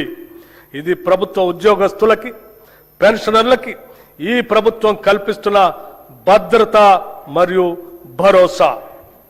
ఈ నగదు రహిత ఆరోగ్య భద్రత పథకాన్ని రాజీవ్ ఆరోగ్యశ్రీ ట్రస్ట్ ద్వారా అమలు చేస్తాం. ప్రభుత్వ ఆసుపత్రులతో పాటు 421 ఎంపానెల్ ప్రైవేట్ ఆసుపత్రుల్లో 1,998 వ్యాధులకు ఈ పథకం ద్వారా చికిత్సను పొందవచ్చు. ప్రతి ఉద్యోగికి డిజిటల్ హెల్త్ కార్డు అందిస్తాం. ఈ పథకం ద్వారా దాదాపు 23,51,000 మంది ప్రభుత్వ ఉద్యోగస్తులు, పెన్షనర్లు, వారిపై ఆధారపడిన కుటుంబ సభ్యులు లబ్ధి పొందుతారు. ఉద్యోగుల భద్రత కోసం దేశంలోనే తొలిసారిగా సమగ్ర ప్రమాద బీమా పథకాన్ని ప్రవేశపెట్టాం. ఈ పథకం ద్వారా రాష్ట్రంలో పనిచేస్తున్న ప్రభుత్వ ఉద్యోగులు, పెన్షనర్లు ప్రమాదవశాత్తు దురదృష్టంగా మరణిస్తే 1,20,00,000 రూపాయల ప్రమాద బీమా వర్తిస్తుంది. 60 ఏళ్ల వరకు 10 లక్షల రూపాయల టర్మ్ లైఫ్ ఇన్సూరెన్స్ కూడా వర్తిస్తుంది. విమాన ప్రమాదంలో మరణిస్తే అదనంగా 2 కోట్ల రూపాయలు అదనపు కవరేజ్ లభించే విధంగా ఈ పథకాన్ని రూపకల్పన చేశాం. ఈ పథకం 7,57,000 ప్రభుత్వ ఉద్యోగులు మరియు పెన్షనర్లకి వర్తిస్తుంది. అంగన్వాడీ టీచర్లు, హెల్పర్లు పదవీ విరమణ ప్రయోజనాలు మంజూరు చేస్తూ టీచర్లకు 2 లక్షల రూపాయలు, హెల్పర్లకు 1,00,000 రూపాయలు ఇస్తున్నాం. 60 ఏళ్ల వయసులో స్వచ్ఛందంగా విధుల్లోంచి విరమించుకున్న వారికి కూడా ఈ ప్రయోజనాలు అందుతాయి. ఈ ప్రజాప్రభుత్వం ఉద్యోగులకి, పెన్షనర్లకి పూర్తి స్థాయిలో భరోసా, నమ్మకం కలిగిస్తుందనటానికి ఇది నిదర్శనం. కార్మిక సంక్షేమం. తెలంగాణ కార్మిక శక్తిని బలోపేతం చేయటం, కార్మిక సంక్షేమం, పారిశ్రామిక అనుకూలత, పని ప్రదేశంలో భద్రత కల్పించడం ద్వారా వారి అన్ని విధాల ప్రభుత్వం సహకరిస్తుంది. టీ-గేట్ డిజిటల్ ప్లాట్ఫామ్ నైపుణ్యాభివృద్ధి, కెరీర్ మార్గదర్శనం, ఉద్యోగ అనుసంధాన సేవలు అందిస్తుంది. భవన నిర్మాణ కార్మిక సంక్షేమ బోర్డుల్లో 1,03,000 మంది కార్మికులను నమోదు చేసి 55,594 మంది లబ్ధిదారులకి 276.78 కోట్ల రూపాయలు పంపిణీ చేశాం. సీఎం ఓవర్సీస్ ఎంప్లాయ్మెంట్ ప్రోగ్రాం రాష్ట్ర యువతకి సురక్షితమైన విదేశీ ఉపాధి అవకాశాలు కల్పించేందుకు వీలుగా ఏర్పాటు చేసిన Telangana overseas man power company limited ద్వారా UAE, Germany, Japan, UK, Canada వంటి 16 దేశాల్లో సుమారు 13,930 మంది యువతకు ఉద్యోగ అవకాశాలు కల్పించింది. ఈ కార్యక్రమాన్ని మరింత సమర్థవంతంగా నిర్వహించేందుకు వీలుగా సీఎం ఓవర్సీస్ ఎంప్లాయ్మెంట్ ప్రోగ్రాంని ప్రారంభిస్తున్నాం. రాష్ట్ర యువతకి వివిధ రంగాల్లో తగిన నైపుణ్య శిక్షణను మరియు వారికి ఉపాధి లభించిన ఆయా దేశాలకు సంబంధించిన భాషా జ్ఞానంలో శిక్షణ ఇప్పించడం, వారికి వీసా మార్గదర్శకత మరియు విదేశ ప్రయాణానికి కావలసిన రక్షణను ఇచ్చి విదేశాలలో ఆరోగ్య సేవలు, హాస్పిటాలిటీ, నిర్మాణ పనులు, లాజిస్టిక్స్ వంటి రంగాలలో ఉద్యోగ అవకాశాలు కల్పించడం ఈ సంస్థ ఉద్దేశ్యం. ఈ బడ్జెట్లో కార్మిక సంక్షేమ శాఖకు 998 కోట్ల రూపాయలు ప్రతిపాదిస్తున్నాం. మహిళా శిశు సంక్షేమం ఒక దేశం యొక్క పురోగతి అక్కడ మహిళల స్థితి ద్వారా కొలవబడుతుంది అని మహాత్మా గాంధీ గారు చెప్పినట్టు 3 నుండి 6 సంవత్సరాల వయసు గల చిన్నారుల ఉజ్వల భవిష్యత్తు కోసం రాష్ట్ర వ్యాప్తంగా ఉన్న 35,781 అంగన్వాడీ కేంద్రాల ద్వారా ఆధారశిల పాఠ్యాంశాల ద్వారా సుమారు 4 లక్షల మంది చిన్నారులకి అత్యుత్తమ ప్రీ ప్రైమరీ విద్యను ఉచితంగా అందించడంతో పాటు 2 జతల యూనిఫామ్లు అందిస్తున్నాం. బాల భరోసా పథకం ద్వారా అప్పుడే పుట్టిన బిడ్డ నుంచి 5 ఏళ్ల లోపు వయసున్న చిన్నారులలో పుట్టుకతో వచ్చే శారీరక, మానసిక వైకల్యాలను లేదా ఎదుగుదలలో ఉండే లోపాలను తొలి దశలోనే గుర్తించడం ద్వారా వారికి అవసరమైన వైద్య చికిత్సలు అందించి భవిష్యత్తులో అవి శాశ్వత వైకల్యాలుగా మారకుండా నివారించి వారి తల్లిదండ్రులకి కొన్నంత భరోసాని ఇస్తుంది. దివ్యాంగుల మధ్య జరిగే వివాహాన్ని ప్రోత్సహిస్తూ తమ వైవాహిక జీవితాన్ని సంతోషంగా ప్రారంభించేందుకు వీలుగా 2 లక్షల నగదును మన ప్రభుత్వం కానుకగా అందిస్తుంది. స్టేట్ న్యూట్రిషన్ మిషన్ ద్వారా మన పట్టణాల్లోని పేదలకు అదనపు పౌష్టికాహారాన్ని అందించే లక్ష్యంతో ఈ ఏడాది కొత్తగా 274 మొబైల్ అంగన్వాడీ కేంద్రాలను ఏర్పాటు చేయబోతున్నాం. పాలనా పథకం ద్వారా పనిచేసే మహిళల పిల్లల కోసం రాష్ట్ర వ్యాప్తంగా 500 అంగన్వాడీ కమ్ క్రష్ సెంటర్లు ప్రారంభిస్తున్నాం. ఈ కేంద్రాల ద్వారా పిల్లలకు పౌష్టికాహారంతో పాటు డే కేర్ సేవలు అందించి వారిని జాగ్రత్తగా చూసుకోవటం జరుగుతుంది. రాష్ట్రంలోనే మొట్టమొదటిసారిగా వృద్ధుల సంక్షేమం కోసం 37 ప్రణామ్ డే కేర్ సెంటర్లని మంజూరు చేశాం. ఈ బడ్జెట్లో మహిళా శిశు సంక్షేమానికి 3,143 కోట్ల రూపాయలు ప్రతిపాదిస్తున్నాం. షెడ్యూల్డ్ కులాలు, తెగల సంక్షేమం డాక్టర్ బిఆర్ అంబేద్కర్ గారు చెప్పినట్లు రాజకీయ ప్రజాస్వామ్యం సామాజిక ప్రజాస్వామ్యంగా మారనంత కాలం స్వాతంత్రానికి అర్థం లేదు. అంతరాలు లేని సమాజం కోసం మా ప్రభుత్వం నిరంతరం కృషి చేస్తుంది. షెడ్యూల్డ్ కులాలు, షెడ్యూల్డ్ తెగలకు సామాజిక న్యాయం చేయాలనేది మా ప్రభుత్వం ముఖ్య ఉద్దేశం. వసతి పాఠశాలలు, నైపుణ్యాభివృద్ధి కార్యక్రమాల ద్వారా షెడ్యూల్డ్ కులాలు, షెడ్యూల్డ్ తెగలకు ఉద్యోగ అవకాశాలు కల్పించడానికి కృషి చేస్తున్నాం. 368 కోట్ల 27 లక్షల రూపాయల అంచనా వ్యయంతో 910 ఎస్సీ కమ్యూనిటీ హాళ్లు, అంబేద్కర్ భవనాలు, విగ్రహాలు మంజూరు చేశాం. ఎస్సీ ఎస్టీ సప్లాన్ చట్టం అమలును సంపూర్ణంగా అమలు చేయడానికి మా ప్రభుత్వం కృతనిశ్చయంతో ఉంది. మా ప్రభుత్వం ఏర్పడిన నాటికి 2023-24 ఆర్థిక సంవత్సరం నాటికి సప్లాన్ చట్ట ప్రకారం ఖర్చు చేయాల్సిన నిధుల్లో ఎస్సీలకు చెందిన 13,617 కోట్లు, ఎస్టీలకు చెందిన 1,317 కోట్లు, మొత్తం 14,934 కోట్లు ఖర్చు కాకుండా ఉంది. మా ప్రభుత్వం గత ఆర్థిక సంవత్సరంలో చేసిన కేటాయింపులతో పాటు ఈ బకాయిలను కూడా అదనంగా కేటాయించడం జరిగింది. 2024-25 ఆర్థిక సంవత్సరానికి ఈ క్యారీ ఫార్వర్డ్ చేయవలసిన నిధులు ఎస్సీలకు 7,757 కోట్లు మరియు ఎస్టీలకి 1,754 కోట్లు ఖర్చు చేయవలసి ఉంది. వాటిని మేము 2026-27 ఆర్థిక సంవత్సరంలో కేటాయించాల్సిన మొత్తానికి అదనంగా 2024-25 ఆర్థిక సంవత్సరానికి చెందిన బకాయిలు కూడా కేటాయిస్తున్నాం. హైదరాబాద్ లోయర్ ట్యాంక్ బండ్ వద్ద కొత్తగా doctor BR Ambedkar Knowledge Tower ని నిర్మిస్తున్నాం. అదేవిధంగా నింబోలి అడ్డా కాచిగూడలో బాబు జగ్జీవన్ రామ్ పేరుతో నూతన వసతి గృహాన్ని నిర్మిస్తాం.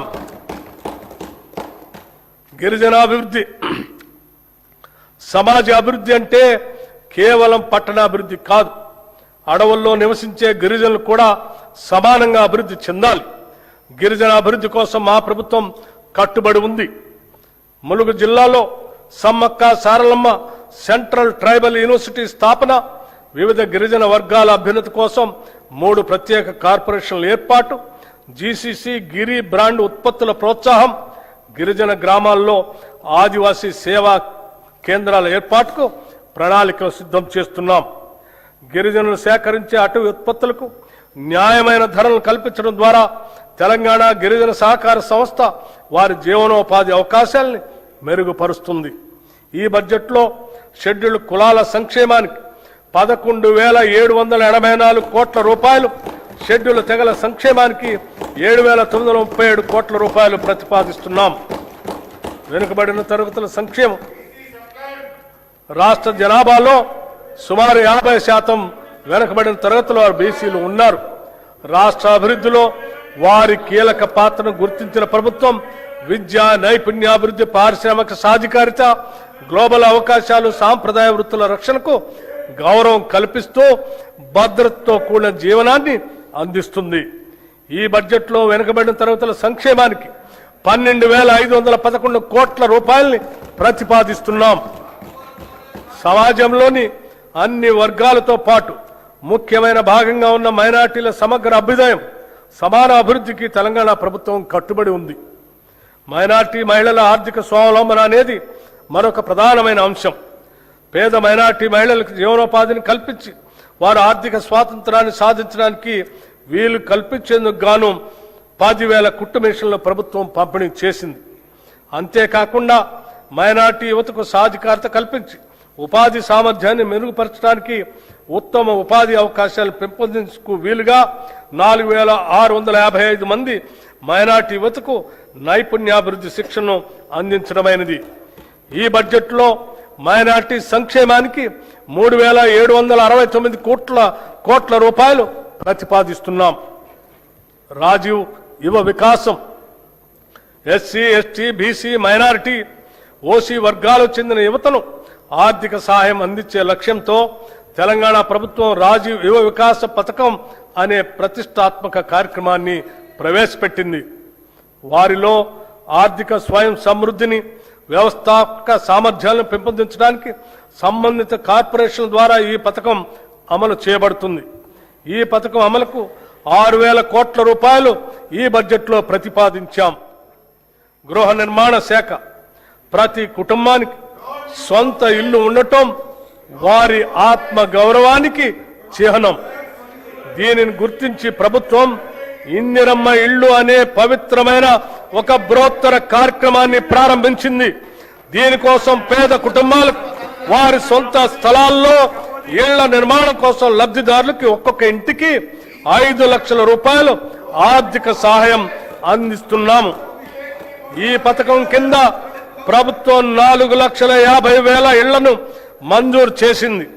ప్రతి అసెంబ్లీ నియోజకవర్గంలో అర్హత కలిగిన అన్ని వర్గాల వారికి ఈ ఇళ్లు కేటాయించబడతాయి. గిరిజన జనాభా ఉన్న ప్రాంతాలకు ప్రత్యేక ప్రాధాన్యత ఇస్తూ ప్రతి నియోజకవర్గానికి అదనంగా 1000 ఇళ్లు కేటాయించాం. ఈ పథకానికి 22,500 కోట్లు ఖర్చు అవుతుంది. ఇప్పటి వరకు 5,073,84 లక్షలు ఖర్చు చేశాం. ఈ బడ్జెట్లో గృహ నిర్మాణ శాఖకు 7,430 కోట్ల రూపాయలు ప్రతిపాదిస్తున్నాం. ఐటీ రంగంలో మనం సాధిస్తున్న అభివృద్ధి దేశానికే తలమానికంగా మారిందనటంలో సందేహం లేదు. రాష్ట్రంలో 1,500 కంటే ఎక్కువ ఐటీఈఎస్ కంపెనీలు ఉన్నాయి. తెలంగాణ ప్రభుత్వం ఐటీ రంగంలో వృద్ధిని సాధించడానికి, పెట్టుబడులు ఆకర్షించడానికి, ఉపాధి కల్పన కోసం 1వ, 2వ ఐసిటి విధానాలను ప్రారంభించింది. వీటితో పాటు ఎలక్ట్రానిక్స్ పాలసీ, ఇమేజ్ పాలసీ వంటి వాటిని కూడా ప్రభుత్వం తీసుకువస్తుంది. రాష్ట్ర ఐటీ ఎగుమతులు 3.13 లక్షల కోట్లకు చేరుకొని 9.39 లక్షల మందికి పైగా ఉపాధి అవకాశాలు కల్పిస్తున్నాయి. భారతదేశంలోని మొత్తం గ్లోబల్ క్యాపబిలిటీ సెంటర్లలో సుమారు 20% హైదరాబాద్లోనే ఉన్నాయి. 2024-25లో 70కి పైగా కొత్త జీసీసీలు ఇక్కడ ఏర్పాటు చేయబడ్డాయి. ప్రపంచ టెక్ దిగ్గజం గూగుల్ కంపెనీ హైదరాబాద్లో గూగుల్ సేఫ్టీ ఇంజనీరింగ్ సెంటర్ని ఏర్పాటు చేసింది. హైదరాబాద్ పశ్చిమ ప్రాంతానికే పరిమితం కాకుండా నగరం చుట్టూ ఐటీని విస్తరించడానికి గ్రిడ్ విధానాన్ని ప్రభుత్వం ప్రోత్సహిస్తుంది. ప్రస్తుతం ప్రభుత్వ కార్యాలయాల్లో ప్రైవేటు సంస్థల ద్వారా వాడుతున్న ఇంటర్నెట్కు చేస్తున్న ఖర్చును తగ్గించి ప్రభుత్వ సంస్థ అయిన T-Fiber ద్వారా సురక్షితమైన హై స్పీడ్ ఇంటర్నెట్ ఇవ్వాలనే ఉద్దేశంతో 424 మండలాల్లోని 8,888 గ్రామ పంచాయతీలకు 4,800 ప్రభుత్వ సంస్థలకు ఫైబర్ అనుసంధానత కల్పించబడింది. ఈ సంవత్సరాంతానికి 50,000 ప్రభుత్వ సంస్థలకు ఈ సౌకర్యం కల్పించాలని లక్ష్యంగా పెట్టుకున్నాం. ఈ బడ్జెట్లో ఐటీ శాఖకు 875 కోట్ల రూపాయలు ప్రతిపాదిస్తున్నాం. పరిశ్రమల రంగం రాష్ట్ర జీఎస్డిపిలో పరిశ్రమ రంగం వాటా 3,04,217 కోట్ల రూపాయలు. తెలంగాణ రాష్ట్రం పరిశ్రమలకు ఇస్తున్న ప్రాధాన్యతను గుర్తించి ప్రపంచంలోనే వివిధ కంపెనీలు పేరొందిన సంస్థలు తెలంగాణలో పెట్టుబడులు పెట్టడానికి తరలి వచ్చాయి. వివిధ పరిశ్రమలతో రాష్ట్ర ప్రభుత్వం చేసుకున్న ఎంఓయూలు అమలు పర్యవేక్షణకు ప్రభుత్వం ప్రత్యేకంగా స్పీడ్ విభాగాన్ని ఏర్పాటు చేసి దానిని రాష్ట్ర ప్రధాన కార్యదర్శి ఆధ్వర్యంలో నిర్వహిస్తుంది. Raising and accelerating MSME performance ద్వారా రాష్ట్రంలో 140 మహిళా సంఘాల ఆధ్వర్యంలోని వ్యాపారాలను వేగవంతం చేయడానికి ప్రత్యేక కార్యక్రమం చేపట్టింది. 33 జిల్లాల్లో మారుమూలన ఉన్న మహిళలను కూడా చేరుకునేటట్లుగా ప్రీ ఇంక్యుబేషన్ కార్యక్రమం చేపట్టాం. దివ్యాంగులు, ట్రాన్స్జెండర్లు, మైనార్టీలు, ఆదివాసీలు వంటి వర్గాలకు చెందిన మహిళా వ్యాపారులకు ప్రత్యేకంగా ఇంక్యుబేషన్ గ్రౌండ్ స్థాయి ఎంఎస్ఎంఈలకు ప్రాధాన్యత ఇస్తున్నాం. తెలంగాణ పశ్చిమ ప్రాంతం ముఖ్యంగా కొడంగల్ పరిసర ప్రాంతంలో రాబోయే సంవత్సరాల్లో ప్రధాన పారిశ్రామిక కేంద్రంగా అభివృద్ధి చెందనుంది. ఈ నేపథ్యంలో రాబోయే రేడియల్ రోడ్ 2 సమీపంలో భారీ పారిశ్రామిక పార్కుల కోసం ప్రభుత్వం భూములను సమీకరించేందుకు ప్రణాళికలు రూపొందించింది. దీనితో పాటు కొడంగల్ మల్టీపర్పస్ ఇండస్ట్రియల్ పార్క్ ని కూడా అభివృద్ధి చేస్తాం. కేంద్ర ప్రభుత్వం సహకారంతో జహీరాబాద్ ఇండస్ట్రియల్ స్మార్ట్ సిటీ ప్రాజెక్టును అభివృద్ధి చేస్తున్నాం. ఇది 3,245 ఎకరాల విస్తీర్ణంలో జాతీయ పారిశ్రామిక కారిడార్ అభివృద్ధి కార్యక్రమంలో భాగంగా అమలవుతుంది. మన రాష్ట్రం నుంచి సరుకు ఎగుమతులు 1,61,843 కోట్ల రూపాయలకు చేరి దేశంలో 7వ స్థానంలో ఉంది. ఇందులో ముఖ్యంగా ఏరోస్పేస్ మరియు డిఫెన్స్ రంగాలు కీలక పాత్ర పోషిస్తూ మొత్తం ఎగుమతుల్లో దాదాపు 30% వాటాను కలిగి ఉన్నాయి. ఇంకా ఈజ్ ఆఫ్ డూయింగ్ బిజినెస్ విషయంలో తెలంగాణను కేంద్ర ప్రభుత్వం టాప్ అచీవర్ గా గుర్తించడం గర్వకారణం. ఇటీవల హైదరాబాద్ లో నిర్వహించిన 23వ బయో ఏషియా అంతర్జాతీయ సదస్సుకు విశేష స్పందన లభించింది. ఈ సదస్సులో 1,700 కోట్ల రూపాయల పెట్టుబడులు పెట్టడానికి పెట్టుబడిదారులు ఆసక్తి వ్యక్తపరిచారు. వి హబ్ ద్వారా రాష్ట్రంలోని 33 జిల్లాల్లో 700కు పైగా మహిళా వ్యాపారవేత్తలకు మద్దతు ఇస్తూ వారి సమగ్ర అభివృద్ధికి దోహదపడుతున్నాం. ఈ బడ్జెట్లో పరిశ్రమల శాఖకు 3,490 కోట్ల రూపాయలు ప్రతిపాదిస్తున్నాం. మన తెలంగాణ రాష్ట్రంలో హ్యాండ్లూమ్ మరియు పవర్లూమ్ రంగాలు దేశంలోనే ప్రత్యేక స్థానాన్ని సంపాదించాయి.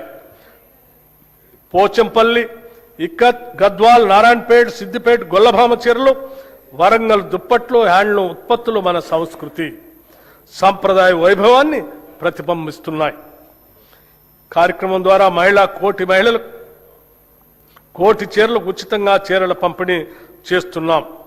1,70,000 ఇప్పటికే చీరలు అందజేశాం. మిగిలిన చీరలు అతి త్వరలో అందజేయటం జరుగుతుంది. గతంలో మాదిరి కాకుండా రాష్ట్రంలోని ఆడపడుచులు ఈ వస్త్రాల నాణ్యతపై సంతృప్తి వ్యక్తం చేశారు. ఈ బడ్జెట్లో చేనేత రంగానికి 258 కోట్ల రూపాయలు ప్రతిపాదిస్తున్నాం. పంచాయతీరాజ్ మరియు గ్రామీణ అభివృద్ధి, గ్రామాల అభివృద్ధి చెందితేనే రాష్ట్రం అభివృద్ధి చెందుతుంది. అందుకే ఈ బడ్జెట్లో గ్రామాన్ని ఉపాధిపై ప్రత్యేక దృష్టి సారించాం. పంచాయతీ రోడ్లకి మార్గదర్శ కల్పిస్తున్నాం. 2025 డిసెంబర్లో 12,702 గ్రామ పంచాయతీలకు ఎన్నికలను ప్రశాంతంగా నిర్వహించాం.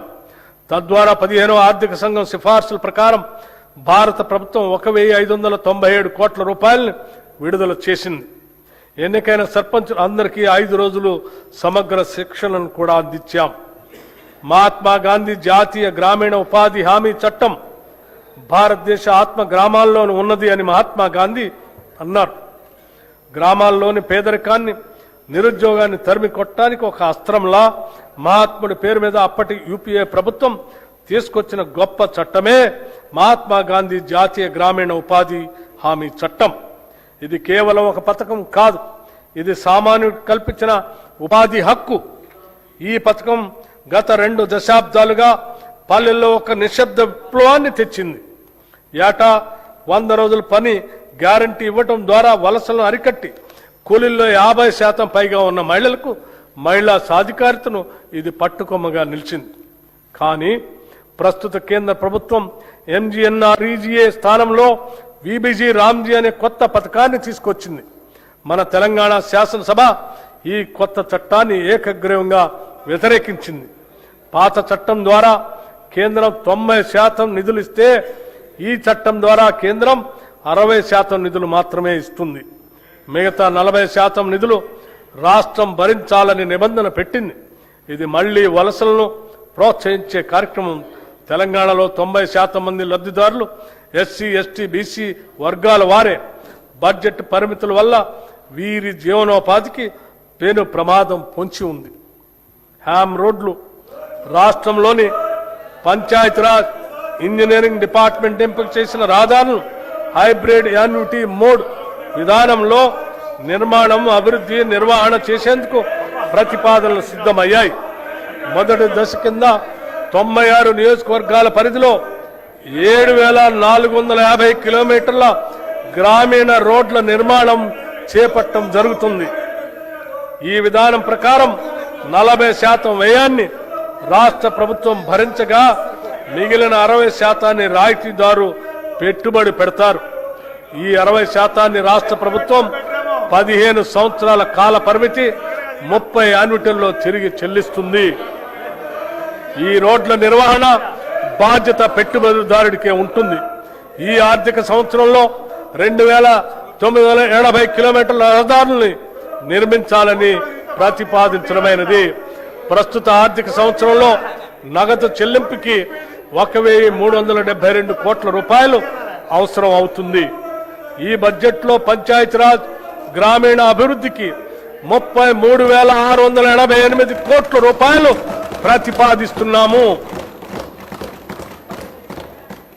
సాగునీటి ప్రాజెక్టులు డిసెంబర్ 2023లో మా ప్రభుత్వం బాధ్యతలు చేపట్టి నుండి సాగునీటి ప్రాజెక్టులు పూర్తి చేయటం ప్రభుత్వ ప్రాధాన్యంలో ఒకటిగా ఉంది.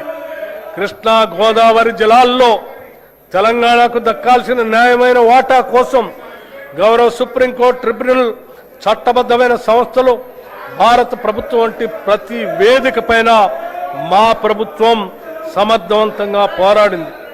మా ప్రభుత్వానికి గతంలో పెండింగ్ లో ఉన్న అనేక ప్రాజెక్టులు వారసత్వంగా వచ్చాయి.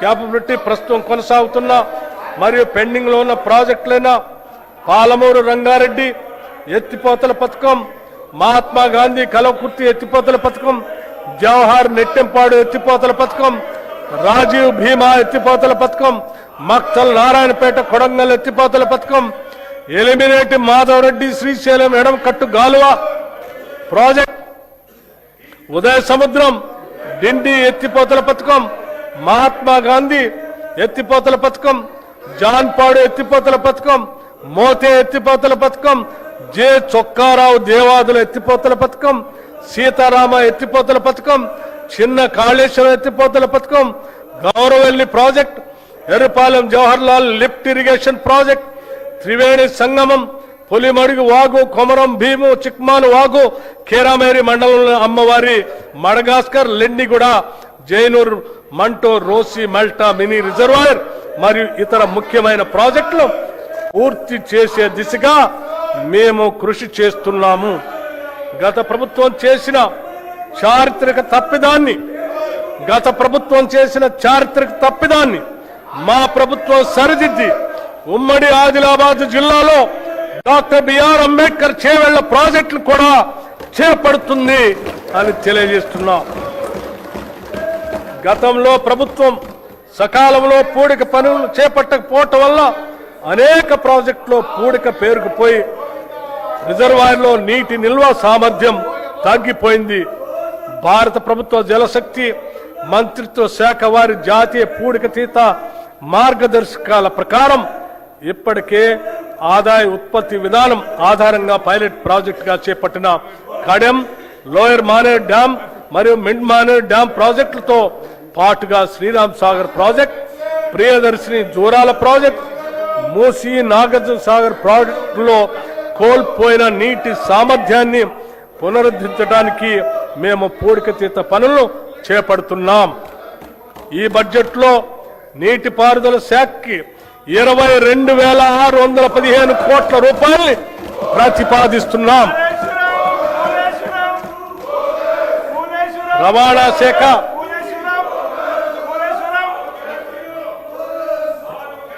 తెలంగాణ రాష్ట్ర రవాణా శాఖ పరిధిలో 1,82,00,000 నమోదిత వాహనాలు ఉన్నాయి.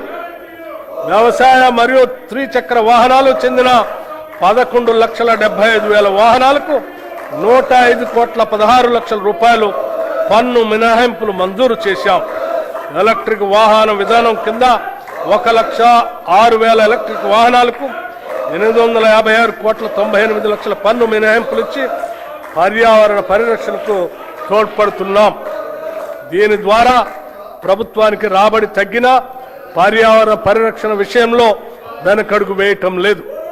రాష్ట్ర వ్యాప్తంగా రోడ్డు భద్రతా చర్యలను మరింత కఠినతరం చేశాం. నేషనల్ ఇన్ఫర్మేటిక్స్ సెంటర్ అభివృద్ధి చేసిన డిజిటల్ సేవలు, సారథి వాహనాలను తెలంగాణలో అమలు చేస్తున్నాం. వాహన సేవలను వచ్చే 6 నెలల్లో పూర్తిగా అందుబాటులో తీసుకొస్తాం. రాష్ట్రంలోని అన్ని R&B రోడ్లను హైబ్రిడ్ యాన్యుటీ మోడ్ విధానంలో అభివృద్ధి చేసేందుకు ప్రతిపాదనలు సిద్ధమయ్యాయి. హైదరాబాద్ చుట్టూ రీజనల్ రింగ్ రోడ్డు నిర్మాణంలో పాటు సమాంతరంగా రీజనల్ రింగ్ రైలు ఏర్పాటు చేయాలని నిర్ణయించాం. హైదరాబాద్ చుట్టూ రీజనల్ రింగ్ రోడ్డు నిర్మాణంతో పాటు సమాంతరంగా రీజనల్ రింగ్ రైలు ఏర్పాటు చేయాలని నిర్ణయించాం. నూతన విమానాశ్రయాల అభివృద్ధి, వరంగల్ విమానాశ్రయం కోసం భూసేకరణ పూర్తి చేసి నిర్మాణపు పనులు వేగవంతం చేస్తాం. ఆదిలాబాద్ విమానాశ్రయం మాస్టర్ ప్లాన్ తుది దశలో ఉంది. ఈ బడ్జెట్లో రవాణా రోడ్డు భవనాల శాఖకు 12,789 కోట్ల రూపాయలు ప్రతిపాదిస్తున్నాం. న్యాయశాఖ సత్వర న్యాయం, సమన్యాయం అనే లక్ష్యంతో న్యాయశాఖను బలోపేతం చేయడానికి ప్రాధాన్యత ఇస్తూ ప్రభుత్వం అదే దిశగా ముందుకు సాగుతుంది. న్యాయ వ్యవస్థకు అవసరమైన మౌలిక వసతుల అభివృద్ధికి ప్రాధాన్యత ఇస్తున్నాం.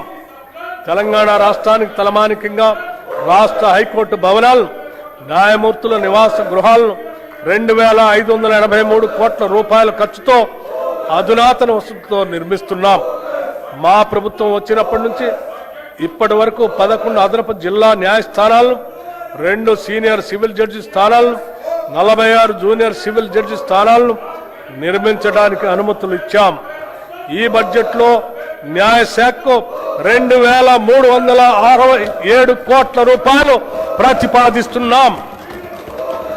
భారతదేశంలోనే అత్యంత నివాసయోగ్యమైన నగరంగా హైదరాబాద్ ఇప్పటికే ఖ్యాతి గడించింది. అయినప్పటికీ దీనిని అంతర్జాతీయ నగరాలకు ధీటుగా తీర్చిదిద్దేందుకు మన ప్రభుత్వం తగిన చర్యలు చేపడుతుంది.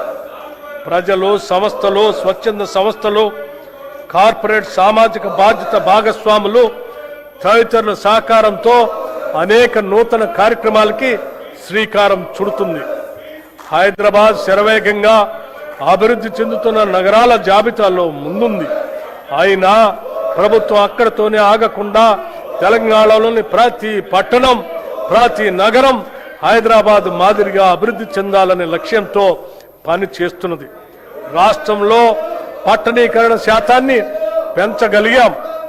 ఈ ప్రభుత్వం చిత్తశుద్ధితో పని చేస్తుందని చెప్పటానికి ఇది ఒక నిదర్శనం. హైదరాబాద్ మహానగర ప్రాంతానికి ఔటర్ రింగ్ రోడ్డు వరకు తాగునీరు, మురుగునీటి సేవలను హైదరాబాద్ మహానగర వాటర్ బోర్డు అందిస్తుంది.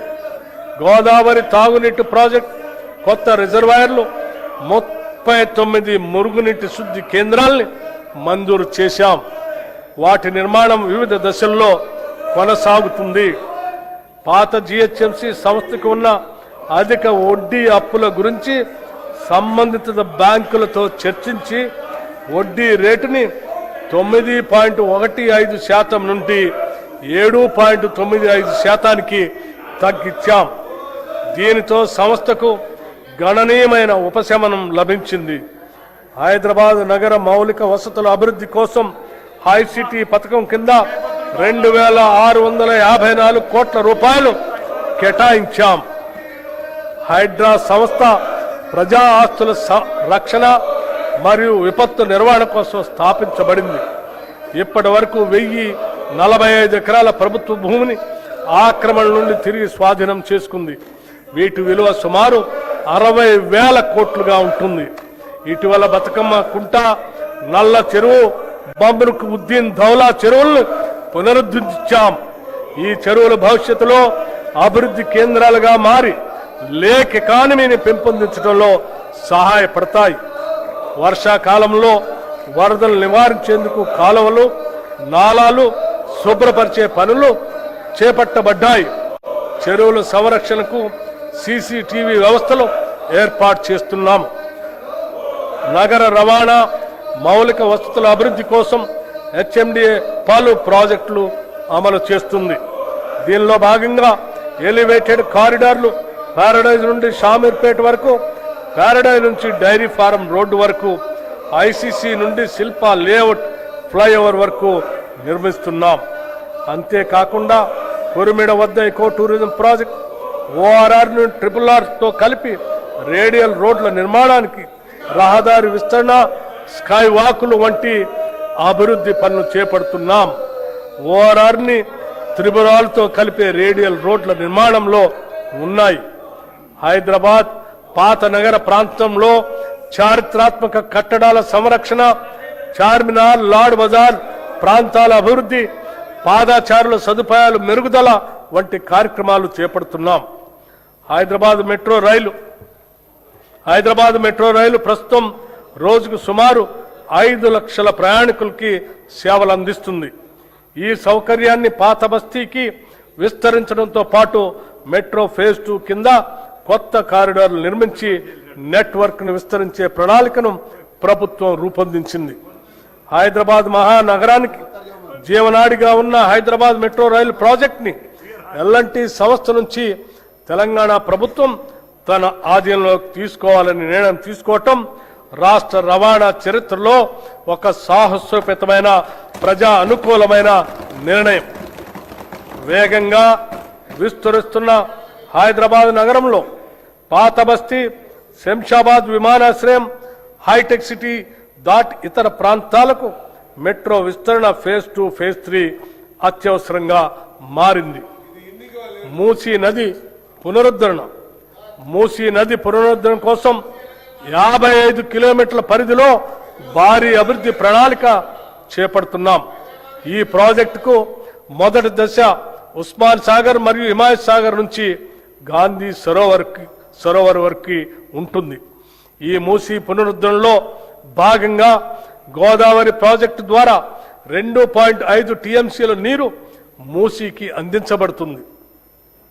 45 ఎస్టీపీలు ఇప్పటికే పనిచేస్తుండగా అదనంగా మరో 39 ఎస్టీపీలు మంజూరు చేయగా వివిధ దశల్లో నిర్మాణంలో ఉన్నాయి. ఈసీ మరియు మూసీ నదుల సంగమ ప్రదేశంలో ప్రభుత్వం ప్రతిష్టాత్మక గాంధీ సరోవర్ ప్రాజెక్టుని అభివృద్ధి చేస్తుంది. ఇందులో నదిని శుభ్రపరిచే పనులు, వరద నియంత్రణ, రివర్ ఫ్రంట్ అభివృద్ధి, ప్రజలకు వినోద సదుపాయాలు ఏర్పాటు చేయటం ఉన్నాయి. మూసీ నది బఫర్ జోన్లో ఉన్న ప్రజలకి ఎటువంటి ఇబ్బంది లేకుండా మానవీయ కోణంలో వారికి పునరావాసం కల్పిస్తాం. మా ప్రభుత్వం హైదరాబాద్ మరియు హైదరాబాద్ చుట్టూ పక్కల వివిధ మౌలిక సదుపాయాల అభివృద్ధి గురించి వివిధ సంస్థల ద్వారా సుమారు 43,592 కోట్ల 88 లక్షల రూపాయల పనులను మంజూరు చేసింది. వాటిలో ఇప్పటికే 24,752 కోట్ల రూపాయల పనులు ప్రారంభమయ్యాయి. మిగిలిన త్వరలో చేపడతాం. ఈ బడ్జెట్లో పురపాలక మరియు పట్టణాభివృద్ధి శాఖకు 17,907 కోట్ల రూపాయలు ప్రతిపాదిస్తున్నాం. శాంతి భద్రతల పరిరక్షణ, రాష్ట్రంలో శాంతి భద్రతల పరిరక్షణ ప్రభుత్వం అత్యంత ప్రాధాన్యతనిస్తుంది. సంఘ వ్యతిరేక కార్యక్రమాలను నిలువరించడంలో పోలీసు శాఖ మంచి ఫలితాలు కనపరుస్తుంది. డ్రగ్స్ పై ఉక్కుబాతం మోపేందుకు, రాష్ట్రాన్ని మాదక ద్రవ్యాల ముప్పు నుంచి రక్షించేందుకు ప్రభుత్వం ఈగల్ అనే ప్రత్యేక దళాన్ని ఏర్పాటు చేసింది. మాదక ద్రవ్యాలు తయారు చేస్తున్న 15 రహస్య ఫ్యాక్టరీలు, ప్రయోగశాలను గుర్తించి నిర్మూలించింది. అంతర్రాష్ట్ర డ్రగ్ రవాణాను అరికట్టేందుకు ముఖ్య మార్గాల్లో జాయింట్ చెక్ పోస్టులు, సీసీటీవీ పర్యవేక్షణ ఏర్పాటు చేశాం. దర్యాప్తు సామర్థ్యాన్ని పెంచేందుకు ప్రత్యేక నార్కోటిక్ ఫోరెన్సిక్ ప్రయోగశాల కూడా స్థాపించాం. డ్రగ్స్ వినియోగాన్ని తగ్గించేందుకు రాష్ట్ర వ్యాప్తంగా డి అడిక్షన్ కేంద్రాలు ఏర్పాటు చేయటమే కాకుండా విద్యా సంస్థల్లో 4,729 యాంటీ డ్రగ్ కమిటీలు, 20,989 ప్రహరీ క్లబ్స్ ఏర్పాటు చేసి యువతలో అవగాహన పెంపొందిస్తున్నాం. నక్సలిజం పునరావాసం, నక్సలిజాన్ని గత ప్రభుత్వం, ప్రస్తుత కేంద్ర ప్రభుత్వం కేవలం శాంతి భద్రతల సమస్యగానే పరిగణించి పోలీసు, సైనిక బలగాలతో అణిచివేసే ప్రయత్నం చేశాయి. కానీ మా ప్రభుత్వం ఈ సమస్య మూలాలను విశ్లేషించి యువతకు సరైన జీవనోపాధి, సామాజిక గౌరవం, ఆర్థిక భరోసా కల్పిస్తే అడవుల్లోకి వెళ్లిన వారు ఆయుధాలు వీడి జనజీవన స్రవంతిలో కలుస్తారనే సామాజిక ఆర్థిక వాస్తవాన్ని గుర్తించి తెలంగాణ ప్రభుత్వం అనుసరించిన దార్శనిక విధానం దేశానికే ఒక ఆదర్శ నమూనాగా నిలిచింది. తెలంగాణ రాష్ట్రం ఏర్పడిన తర్వాత 2014-2023 వరకు 347 మంది మావోయిస్టులు లొంగిపోగా మా ప్రభుత్వం ఏర్పడిన 2023 డిసెంబర్ 7 నుండి 2026 మార్చి 8 వరకు 732 మంది వివిధ స్థాయి క్యాడర్ మావోయిస్టులు లొంగిపోయారు. నక్సలిజం పుట్టుకు కారణమైన ఫ్యూడలిస్టిక్ సామాజిక ఆర్థిక అసమానతలను రూపుమాపటం ద్వారానే నక్సలిజం ఉద్యమానికి ముగింపు పలకగలమని తెలంగాణ రాష్ట్రం నిరూపించింది.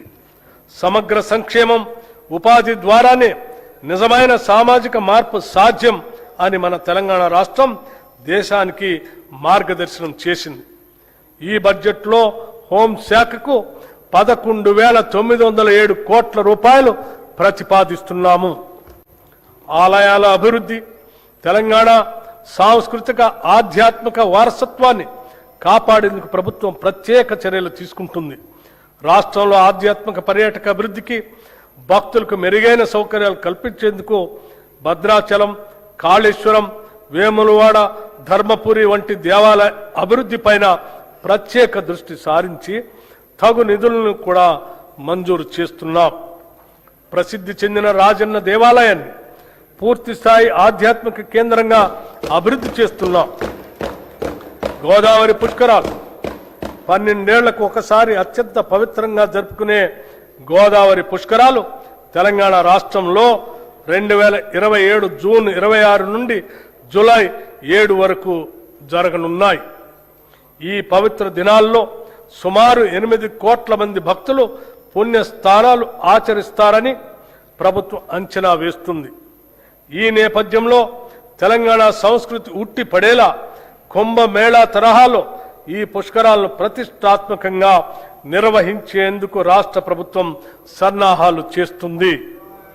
ఈ పుష్కరాల నిర్వహణ మరియు రోడ్ల విస్తరణ, కొత్త ఘాట్ల నిర్మాణం, దేవాలయాల అభివృద్ధి వంటి మౌలిక సదుపాయాల అభివృద్ధి ఏర్పాట్లను పర్యవేక్షించడానికి గౌరవ మంత్రివర్యులు శ్రీ డి శ్రీధర్ బాబు గారి నేతృత్వంలో ఒక ప్రత్యేక కేబినెట్ సబ్ కమిటీని ప్రభుత్వం ఏర్పాటు చేసింది. భక్తులకు సౌకర్యవంతమైన దర్శనం, భద్రత, రద్దీ నియంత్రణ కోసం ఆధునిక సాంకేతికను వినియోగించే చర్యలు తీసుకుంటుంది. ఈ గోదావరి పుష్కరాల నిర్వహణ కొరకు ఈ బడ్జెట్లో 500 కోట్ల రూపాయలు ప్రతిపాదిస్తున్నాం. ఆధ్యాత్మిక పర్యాటక అభివృద్ధి. రాష్ట్రంలో ఆధ్యాత్మిక పర్యాటకాన్ని అభివృద్ధి చేయడంతో పాటు భక్తులకు మెరుగైన సౌకర్యాలు కల్పించడం ప్రభుత్వ ప్రధాన లక్ష్యం. రాష్ట్ర దేవాదాయ శాఖ తెలంగాణ పర్యాటక అభివృద్ధి సంస్థతో కలిసి రాష్ట్రంలో 9 కొత్త పవిత్ర యాత్రా సర్క్యూట్లని ప్రారంభించింది. ఈ యాత్రా సర్క్యూట్ల ద్వారా భక్తులకు వసతి సదుపాయాలు, ప్రత్యేక దర్శనం, పర్యాటక సౌకర్యాలు అందించబడుతున్నాయి. యువజన సర్వీసులు, క్రీడలు, టూరిజం. యువతే రాష్ట్ర భవిష్యత్తుకు మార్గనిర్దేశకులు.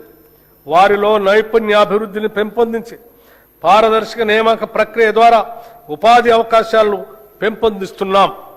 గత ఏడాది డిసెంబర్ 13, 2025న ఉప్పల్ రాజీవ్ గాంధీ అంతర్జాతీయ స్టేడియం ఒక అపూర్వ ఘట్టానికి వేదికైంది.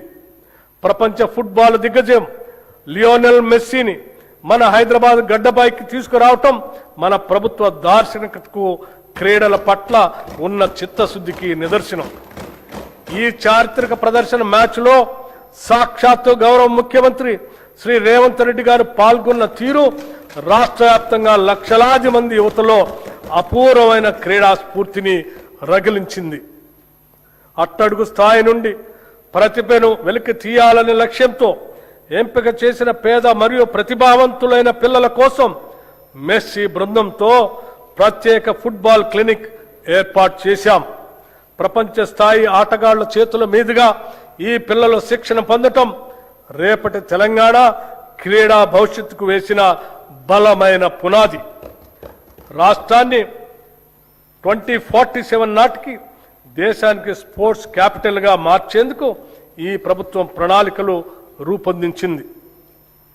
తెలంగాణ స్పోర్ట్స్ కాంక్లేవ్లో రాష్ట్ర నూతన క్రీడా విధానాన్ని మా ప్రభుత్వం ఆవిష్కరించింది. రాష్ట్రంలో క్రీడా రంగం అభివృద్ధి కోసం 9 కీలక ఎంఓయూలు చేసుకున్నాం. వివిధ క్రీడల్లో ప్రత్యేక శిక్షణతో పాటు క్రీడాకారులు మానసికంగా, శారీరకంగా దృఢంగా ఉండేందుకు వీలుగా చర్యలు చేపట్టాం. గురుకులాల్లోని విద్యార్థులకు జల్లెడ పట్టి ప్రతిభావంతులను ఎంపిక చేసి ప్రత్యేకంగా శిక్షణ అందించాలని మా ప్రభుత్వం నిర్ణయించింది. రాష్ట్ర యువత క్రీడా రంగంలో ప్రత్యేక నైపుణ్యాలను పెంపొందించుకోవటానికి వీలుగా యంగ్ ఇండియా ఫిజికల్ ఎడ్యుకేషన్ మరియు స్పోర్ట్స్ యూనివర్సిటీని ప్రారంభించాం. హైదరాబాద్ నగరంలోని గచ్చిబౌలి జిఎంసి బాలయోగి హాకీ మైదానంలో ప్రతిష్టాత్మక మహిళల హాకీ వరల్డ్ కప్ క్వాలిఫైయర్స్ కు ఆతిథ్యం ఇవ్వటం తెలంగాణ రాష్ట్రానికి దక్కిన అరుదైన గౌరవం. 8 దేశాలకు చెందిన క్రీడాకారులు పాల్గొన్న ఈ అంతర్జాతీయ టోర్నమెంట్ కోసం తెలంగాణ ప్రభుత్వం స్టేడియాన్ని అంతర్జాతీయ ప్రమాణాలకు అనుగుణంగా మరింత తీర్చిదిద్ది విజయవంతంగా నిర్వహించింది. భారత మహిళలు హాకీ టీం ప్రపంచ కప్కి అర్హత సాధించింది. నూతన క్రీడా విధానం చిన్న వయసులోనే అట్టడుగు స్థాయి నుండి ప్రతిభావంతులను గుర్తించి వారిని ఉన్నతంగా తీర్చిదిద్దే లక్ష్యంగా పనిచేస్తుంది.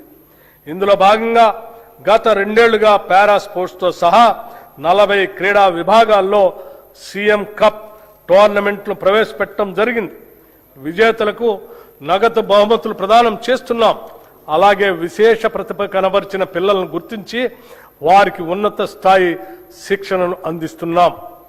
టూరిజం పాలసీ తెలంగాణ రాష్ట్రంలో పర్యాటక రంగాన్ని సమగ్రంగా అభివృద్ధి చేయడానికి మా ప్రభుత్వం తెలంగాణ టూరిజం పాలసీ 2025-2030ను ప్రకటించి అమలు చేస్తుంది. ఈ పర్యాటక విధానం ద్వారా రాష్ట్రంలో పెట్టుబడులను ఆకర్షించడం, ఉపాధి అవకాశాలను విస్తరించడం మరియు స్థానిక కళలు, సంస్కృతి, సాంప్రదాయాలను ప్రపంచానికి పరిచయం చేయటం లక్ష్యంగా పెట్టుకున్నాం. ఈ విధానానికి ప్రైవేట్ రంగం నుండి విశేష స్పందన లభించింది. తద్వారా 25,000 కోట్ల రూపాయల పైగా పెట్టుబడులు ప్రతిపాదనల దశల్లో ఉన్నాయి. చరిత్రలో మొదటిసారిగా హైదరాబాద్లో మిస్ వరల్డ్ పోటీలు నిర్వహించడంతో ప్రపంచ దృష్టిని హైదరాబాద్ ఆకర్షించింది. ఈ బడ్జెట్లో పర్యాటక రంగానికి 1,224 కోట్ల రూపాయలు ప్రతిపాదిస్తున్నాం. గౌరవ అధ్యక్ష, బడ్జెట్ అంటే కేవలం సంఖ్యలు, అక్షరాలు మాత్రమే కాదు. మన జీవితం, మన భవిష్యత్తు. కలలు కనే యువతకు భవిష్యత్తుపై ఆశ కల్పించటం, ఆసరా కోసం చూసే బలహీనల్ని ఆదుకోవటం, నీడలేని వారికి నీడ కల్పించటం, పంట పొలాలకి నీళ్లు పారించటం, ఫల సహాయం పెంచటం, కష్టపడే వారికి పని కల్పించటం, ఇష్టపడేలా పాలన అందించటం. ఒక్క మాటలో చెప్పాలంటే నేను ప్రతిపాదిస్తున్న ఈ బడ్జెట్ తెలంగాణ ప్రజల ఆశాదీపం. అభివృద్ధికి, సంక్షేమానికి పెద్దపీట వేసి ఆర్భాటాలకు పోకుండా ఆర్థిక క్రమశిక్షణకు ప్రాధాన్యతనిస్తూ ఇది తెలంగాణ రాష్ట్ర ప్రజల ఆకాంక్షల ప్రతిరూపం. పీడిత, తాడిత, బడుగు బలైన వర్గాల అభ్యున్నతికి ఇస్తున్న భరోసా. ఒకవైపు ఆర్థిక పరమైన ఒడిదుడుకులు ఎన్ని ఎదురైనా అభివృద్ధి, సంక్షేమ కార్యక్రమాలకు ఏమాత్రం నిధులు కొరత రాకుండా ఈ బడ్జెట్ను సమతుల్యంగా రూపొందించాం. పన్నుల భారంతో సామాన్యుడి పైన భారం మోపకుండా ఉన్న వనరులను సద్వినియోగం చేస్తూ కొత్త సంపదను సృష్టించి దానిని ప్రజలకు పంచడమే మా ప్రజా ప్రభుత్వ ఆర్థిక విధానం. పేదవాడి కన్నీరు తుడిచిన నాడే నిజమైన అభివృద్ధి అని మహాత్మా గాంధీ మాటలను, ఆశయాలను స్ఫూర్తిగా తీసుకొని మా ఈ 2 ఏళ్ల పాలన 10 ఏళ్ల విధ్వంసాన్ని సరిదిద్దే పునాది ఈ బడ్జెట్. ఈ పునాదిపై ఒక సుందరమైన, సుసంపన్నమైన, ప్రశాంతమైన తెలంగాణ రాష్ట్రాన్ని నిర్మించే బ్లూ ప్రింట్ ఇది. ప్రతిపక్షాలు కేవలం విమర్శలకే పరిమితం కాకుండా రాష్ట్ర అభివృద్ధికి నిర్మాణాత్మక సలహాలు, సూచనలు ఇవ్వాలని, అభివృద్ధిలో భాగస్వాములు కావాలని కోరుకుంటున్నాను. 2026-27 బడ్జెట్ అంచనాలు 2026-27 ఆర్థిక సంవత్సరానికి మొత్తం వ్యయం 3,24,234 కోట్ల రెవెన్యూ వ్యయం రూపాయలు 2,34,406 కోట్లు. మూలధన వ్యయం 47,267 కోట్లుగా ప్రతిపాదిస్తున్నాను. తెలంగాణ ప్రజలపై విశ్వాసంతో, వారి భవిష్యత్తుకు భరోసా కల్పిస్తుందన్న నమ్మకంతో ప్రజల పక్షాన నిలబడి వారి స్వప్నాలను సాకారం చేసే ఈ 2026-27 ఆర్థిక సంవత్సరపు బడ్జెట్ను సదా ఆమోదం కోసం సమర్పిస్తున్నాను. జై హింద్, జై Telangana.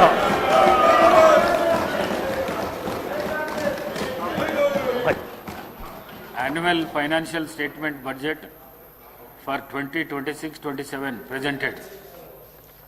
The House is urged to meet again at 10 a.m. on Monday, the 23rd March 2026.